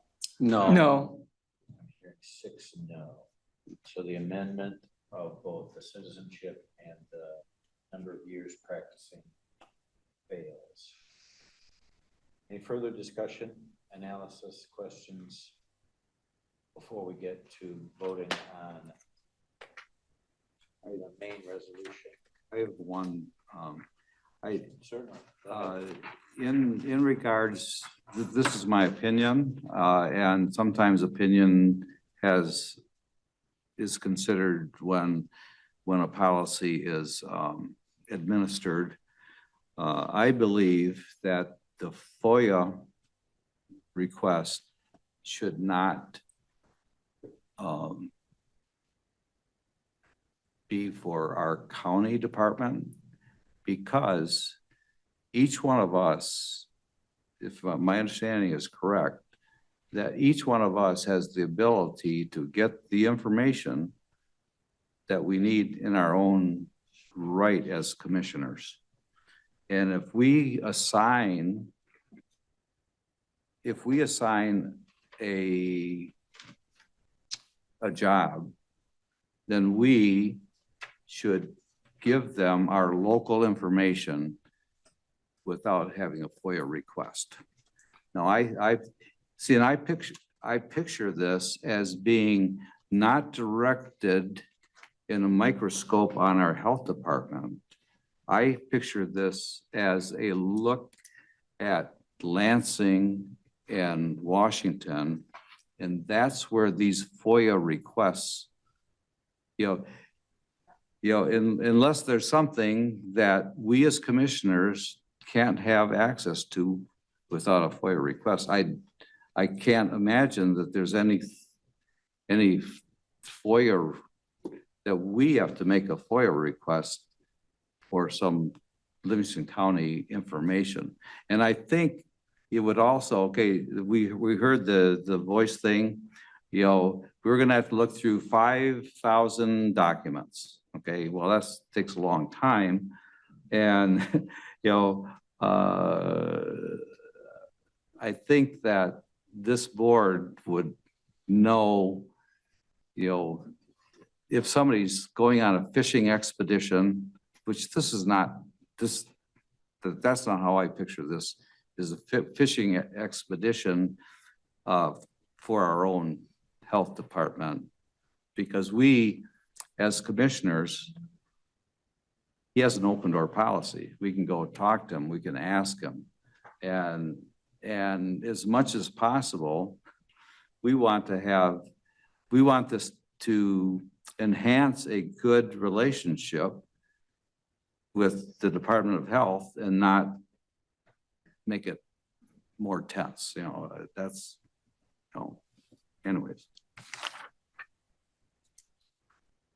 Commissioner Hausman, I did not hear the word motion of any kind. No. Are you making a motion or just expressing ideas? Yeah, just an idea. Ideas. In my meeting with Matt Bowling, the Director Bowling, he gave me a list of concerns. And I think that after he's heard our discussion, I think that this is affecting his department.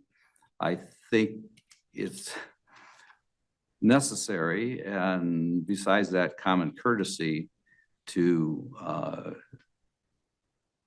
hear what he has to say. This board chose him, not these people, but the Board of Commissioners chose him out of a strong field of candidates. So, I just think we ought to hear this, if that's okay with you, Mr. Chair. I think pursuant to the board rules, you have the right to call members of the audience to answer. Commissioner Drick, can you please speak into Okay. Commissioner Samples' mic? I believe Okay. Commissioner Helserman has the right to call members of the audience. Okay, to answer questions. if you, if I have that authority, I ask you to, after you've heard our discussion, and you've read things, I would like to hear, and I think our whole committee would like to hear your perspective. So, if you could. Sure, I'll belabor the discussion a little bit more. Yeah, I'm generally, I guess if this is put together ideally with the right candidates, yes, this could be an advocate and a resource for the department. I had a discussion with Commissioner Helserman this morning. I obviously see, how this could go sideways or go wrong and affect our department. Anytime these resolutions come up, and I mentioned, I met with you folks during our budget discussion, this affects morale of our department. It feels like the Board of Commissioners are investigating the health department and do not trust the work that we do. That's just how it feels. Right or wrong, I think you all have good intentions in mind with this, but this is how it, affects the staff of my department. Continuing with that, I worry about some of the outcome of this committee. Should the recommendations of the committee not align with recommendations from our resources in the department and what are our best public health practices, I worry what that outcome is. Should the Board of Commissioners desire one set of actions and I disagree with those set of actions, what does that discussion look like? I just worry about the outcome of that discussion going forward. I see this as potentially going either way, and I hope it's carefully watched by the Board of Commissioners as we move forward. I hope that there are very well qualified candidates that don't have agendas that are selected to this committee. I'm concerned about how it's structured. It's not structured to be collaborative with the health department. It's rather structured to be given direction by the Board of Commissioners and reported back to the Board of Commissioners. I think I'm provided a report from what I read here, but I'm not allowed to otherwise vote or have any collaboration with this committee. I'm concerned about the findings of the committee being supported on a county website. In particular, if those findings are, again, not aligned with best public health practices. I don't see how the board would govern that. I'm concerned at the review of literature, although it's not restricted to government research. I don't see anywhere where we're limiting, the credibility of the information that is researched. Is it peer-reviewed research or not? It's not defined within the document on what sorts of scientific literature and research that would be allowed to be discussed by the committee. And I just worry about, how this could trend going forward. And I trust that won't happen. And I really hope this is, I think it's best intention, but I really hope that we're watching how this progresses going forward. So I'm concerned, but I'll leave it at that. Certainly, Mr. Domas. Commissioner Domas, you have the floor. Thank you for being here this evening. I apologize for getting you out of a. Commissioner Domas, we cannot hear you. Can you either speak in your mic or share a mic, please? Light was on it. You could hear me, I guess. Thank you. I did ask that you were, that you come here this evening and have an opportunity to express your opinion on this resolution. And it didn't work out the way I had expected it to. You didn't get a chance to speak until the very end of the day, and we're gonna shut the lights off on us here pretty soon. But I understand what you're saying about trusting and morale. I think one of the worst things that can happen to a company, whether it's government or an industry, is when the people who work there have morale issues because the governance in the organization doesn't trust them, doesn't like them, and wouldn't give a hoot about them. Now, we're not quite to that point yet, but we're causing morale problems here that you probably don't see because some of you don't spend much time out there.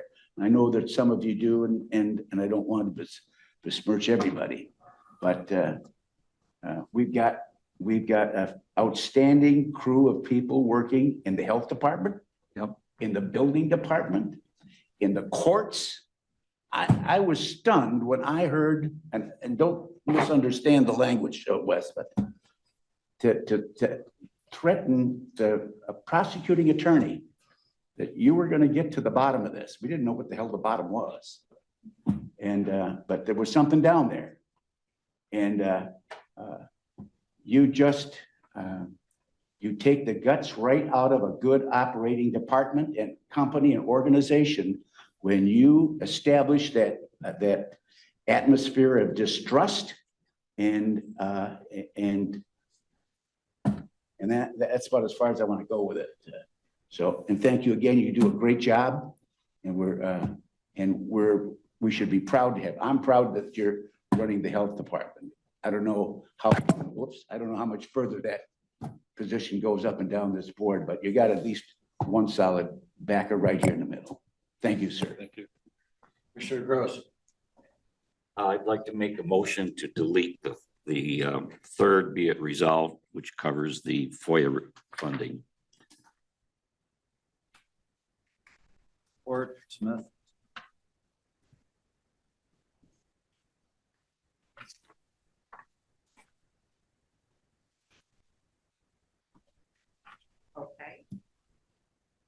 would that hamper the board for doing any work? There's been a motion by Gross, supported by Smith, to delete the third further be it resolved paragraph in the resolution. We're not talking about bylaws anymore, we're talking about resolution. So There's been a motion and support. We're in discussion, comment, question, answer, analysis. Yeah. So to eliminate that, that would eliminate funding that could be used by the committee to FOIA documents from the federal government and the state of Michigan. And I think there's a lot of material that would be valuable from, again, the federal government and the state of Michigan that this potential committee could utilize. And since us as commissioners have access to all of our material, it would be a moot point in terms of the county. So I would be concerned about eliminating that. Sure, Smith. I think funding for that kind of stuff is available in the routine authority given the county administrator for other expenses, and that's up to $25,000. I think it may have been increased to 50 earlier this year, but so honestly, they need the to get an estimate, they'd need to come to the county administrator, and then that person could decide if it merited that kind of expense. But to give a blanket authority like that to a standing committee, it's the first time I've seen it, but I've only been here 4 years, so what do I know? So my question, are you, because the administrator has that, Is there something different with the acoustics this evening? Is there? no, somebody's online and it's back feeding, or the microphones are higher than usual tonight, so this mic is catching this mic. They're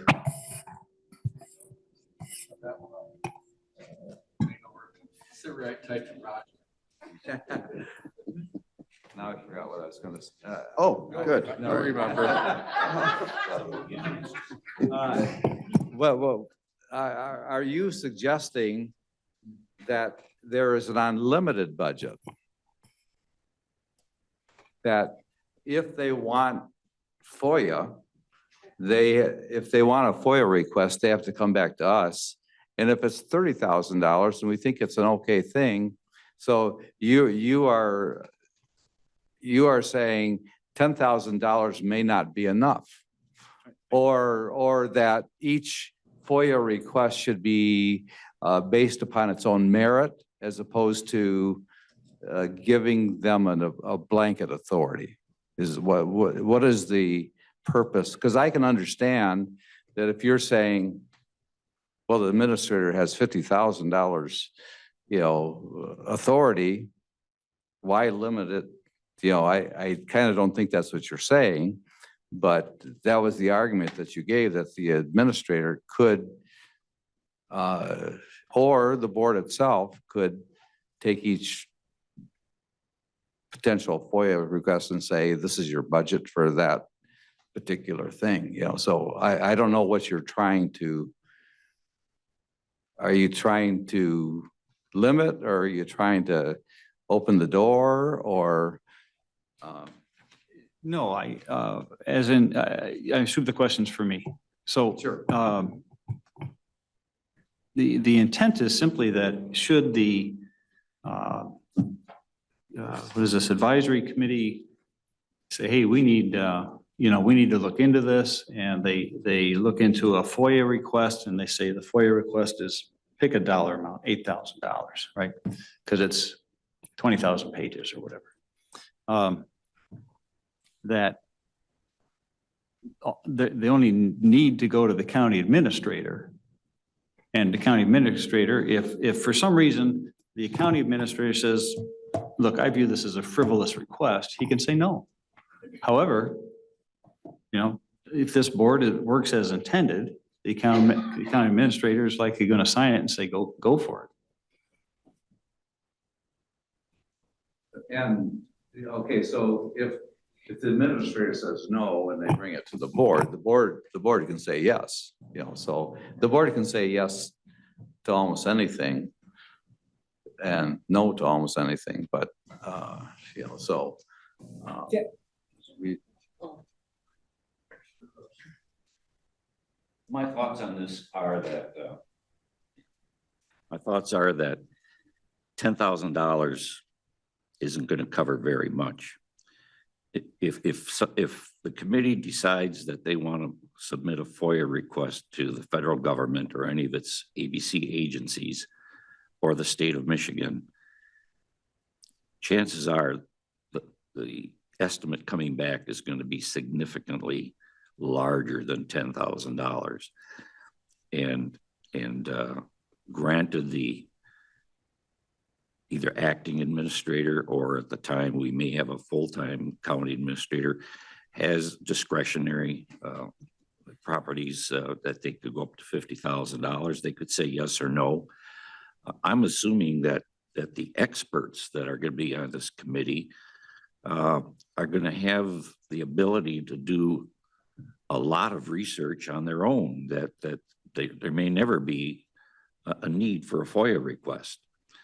So, and if we delete this and they don't have the authority, but when they're in operation, if they feel they need to file a FOIA request and they get the estimate of what the price tag is going to be, they can always come back to the board and ask for the money or go to the administrator. I don't think that the resolution needs to identify a flat dollar amount. I think it's unnecessary.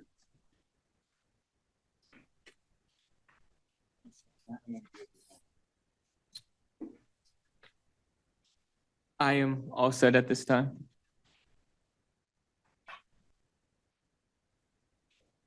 So looking at the resolution, we're considering deleting, in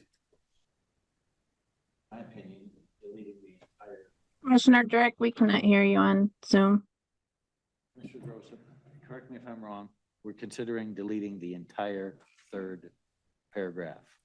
Third be it resolved. The third be the entire thing. Be further resolved, yes. 100% gone. Yes. I get it.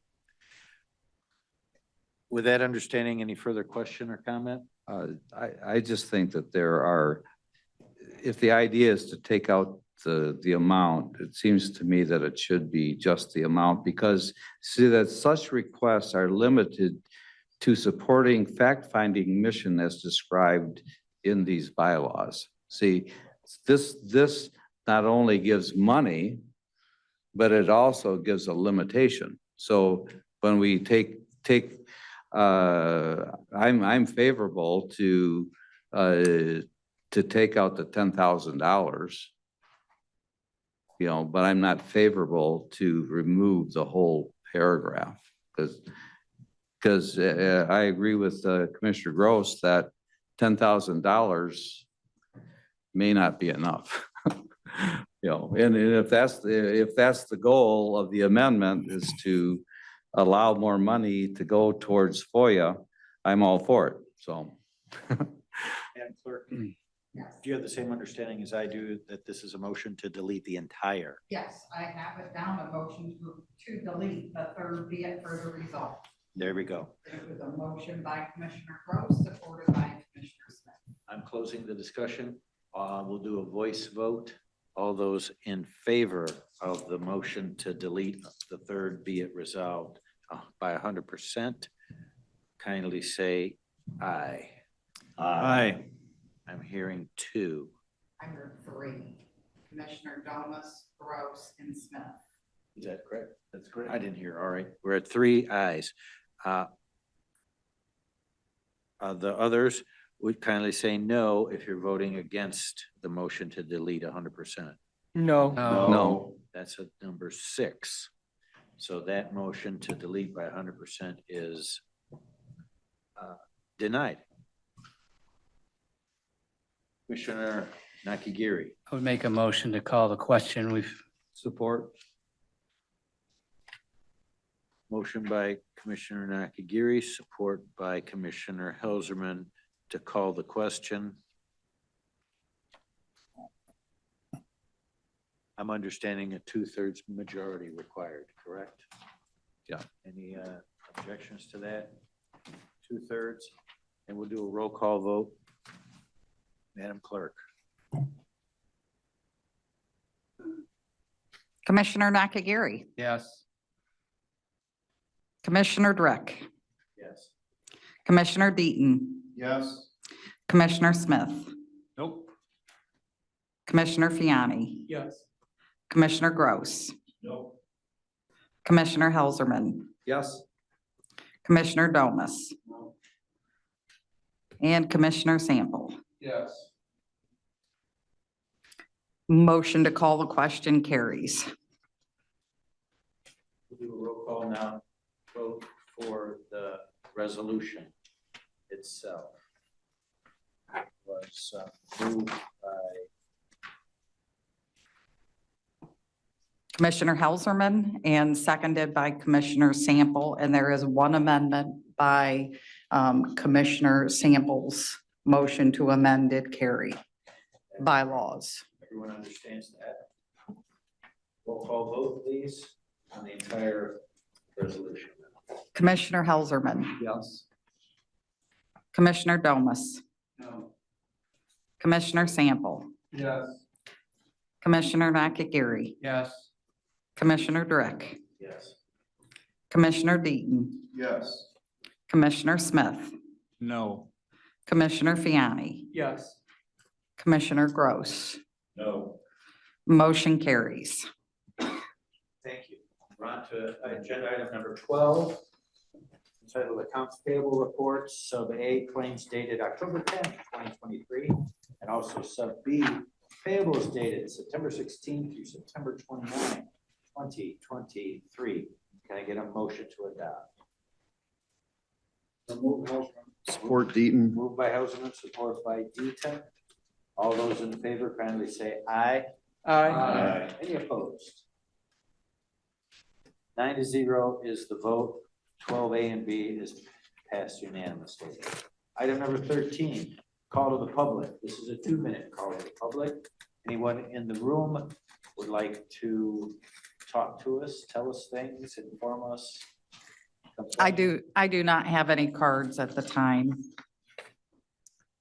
Chuck Wright, Handy Township. Right, have a seat. When you're comfortable, you may begin. Try not to put you to sleep. I'd like to thank all you gentlemen for passing the advisory board. I think that was good sense. I'd like to see you move quickly and try to fill the positions the best that you can. I hope the personnel committee works as quickly to do that. Thank you. Anyone else in the room? Seeing none, we'll go. Commissioner to- Drick? Oh, excuse me. Yes, Commissioner Smith, you have the floor. 2 minutes. Thank you. Well, I just want to point out the qualifications of someone that we did not allow on our, Commissioner Drick, I believe it's part of board rules to announce the name and residency of the person speaking. Martin Call the Smith, public. Brighton, Michigan, 515 Second Street. We didn't do that for everybody earlier. So, as I was saying, Judith McNeely, I don't think you people realize who we turned down today. She is eminently qualified, but she's not a resident. She is eminently qualified, but she's for racial equity. I'm not sure what racial equity means. But if it means what I think it means, I'm for racial equity too. I think we all should be treated equally. I don't think we did that tonight. We throw out acronyms. DEI, SEL, and COI, and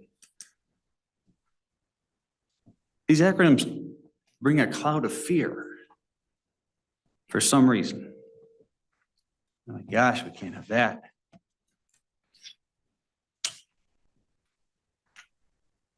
When I was first appointed to the board asked, "What do you think about DEI?" I said, "I don't know. I don't know what the hell DEI is."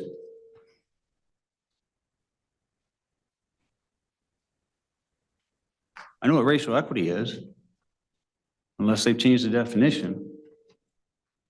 And that is whether you're Oriental, black, brown, green, whatever flavor the popsicle is, it's a popsicle. And we're all a child of God. And we ought to be treated like it.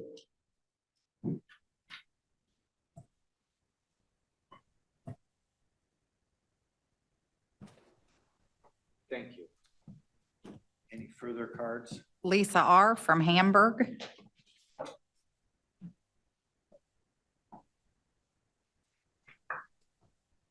I'll tell you what DEI is. Happening now, California has signed the Ebony Alert into law. This new alert system will prioritize Black and brown children and can't be utilized to help find missing white children. That's what DEI teaches. It's not equity. It's not inclusion. It's exclusion. Any further in the room? Seeing none, we'll go to the Zoom. I do have two on Zoom. First one is Leo Hannafin. Mr. Hanford, you have the floor for 2 minutes. You may proceed when you're ready.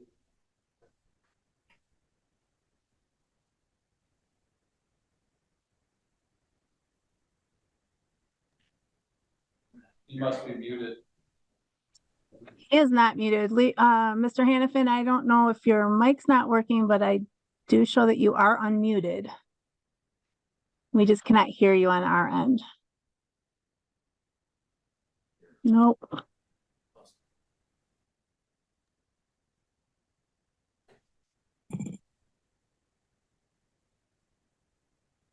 We'll proceed on with another Zoom.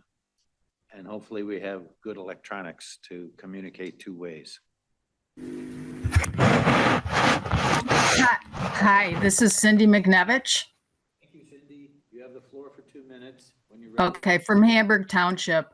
I just want to say this Zoom experience was awful today. I invite each and every one of your commissioners to go about halfway through the meeting. I think only 2 or 3 of the mics were working. I don't know what's going on. Anyways, you passed the resolution for the Health Committee. I certainly hope that you do properly vet these people to have great experience. I really like the practicing doctor for 7 years. Yeah, you can have the alternative medicine as part of the discussion, but I really do hope that you do vet these people. It is an important committee. I also want to thank Commissioner Smith's points in the last open call to the public. Thank you. You're welcome. Thank you. Any further Zoom hands? You want to try? I don't see any. Do you want me to try Mr. Hannafin again and see if we can get him on? Yes, please. We'll give that a second try. All right, hold on just 1 second, please.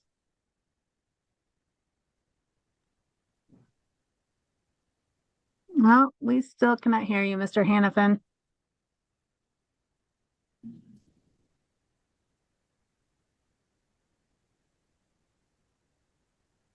In that case, I see no other hands on Zoom. Is that correct? That is correct. Got agreement with our, Can you hear me now? Oh, yes, we can. yes, Great. we can. Okay. 2 I minutes. wrote a book on the history of race relations in Livingston County and gave a copy of that book to each commissioner. I'm sure that you're aware that many people in the county and even more outside the county feel that there is a historically strong racist sentiment in our county. However, our county is changing. There are many people and organizations and churches that are working to make our county more welcoming community with regard to embracing diversity and loving all people, which I would hope everyone on the commission would agree with.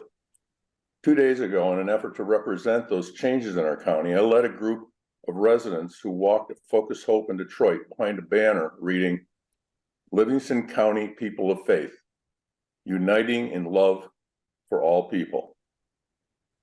That was a step away from racism and the reputation of racism for which we are known.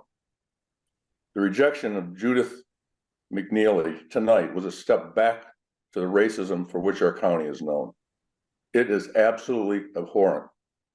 I did a web search on Judith McNeely and found that she is not only an employee of Gleaners, but she's a vice president of Gleaners. She was previously a vice president of the Beaumont Hospital System.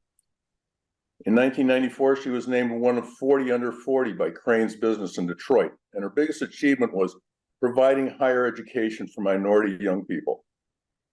But she's a Black woman. But she, quote, liked the racial equity program at the Kellogg Foundation. I'm sure that's where Commissioner Nakaguri found that she embraced racial equity. You know how much it takes to click the like button? I was inspired by the Kellogg Foundation's Truth, Racial Healing, and Transformation program. My book, in fact, was an attempt to advance the first step of truth about our history. I sincerely pray that the commissioners who voted against Judith McNeely joining the Human Service Collaborative Body might face the truths of our history, engage in some personal reflection about racial healing, and begin a personal transformation, become people who love all people, regardless of their race. Thank you. Thank you. Have a good evening. Anyone else on Zoom? Let me check really quick. Ben, did you have a comment you wanted? Hold on, I just have to unmute you.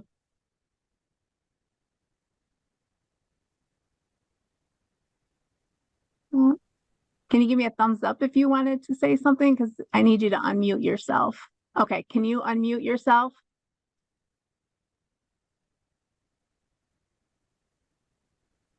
There you go. Can you hear me? Yes. Yes. You're comfortable and ready, you may begin. Yeah. My name is Ben Tassich. I live in Genoa Township. I am very thankful that you allowed the Director of Community Health Department to speak this evening and share his views regarding this advisory board that you're setting up. We all need advisory boards, but we also need to trust the people that we hire to run our departments. I'm troubled by setting up these advisory committees. We're taking away the authority and the prerogative and the independence of the departments that you, the board, set up and hired the people to run. If you don't trust those individuals that they will do due diligence and protect this community, then you need to fire them and hire new people that will do the job that you want them to do. I'm not going to question the motives of the board and the motives behind this advisory committee, but we have enough layers of governmental organizations that can provide you with ample information regarding health in Livingston County, whether it be our health department, whether it be the state health department, or whether it be the federal health department. I'm also troubled over the fact that we don't have any problems accepting money from the federal government and the state government, but we do have a problem when they pass policies to protect all county citizens throughout Michigan, that our board finds difficult to accept those policies and becomes a sanctuary county, not only sanctuary county for guns, but now we're becoming a sanctuary county for health. And I would only wish that the board would allow the people they hire to do their job, hold them accountable and responsible. And when they don't or fail, ask them to fire them and hire new people that will do what needs to be done. And I'm also glad that you are holding the meeting this evening, because if you would have held it last night, I would have missed Monday Night Football. That's a little bit on a lighter note. I wish more people in Livingston County can see how hard you commissioners work. And I wish what transpired tonight, I wish would be in tomorrow's newspaper. So all the county citizens, whether they agree with you or not, can see how hard you're working in making this the best county in the state of Michigan. Thank you for your time and thank you for all the work that you do. Have a good night. Thank you. Seeing none on Zoom, seeing none in the room, I'm closing call to the public. Item 14 on the agenda is an adjournment. Can I get a motion?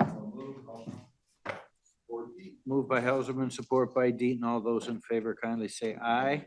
Aye. Any opposed? Say Sorry that I kind of lost. 9-0. We're No. adjourned. No,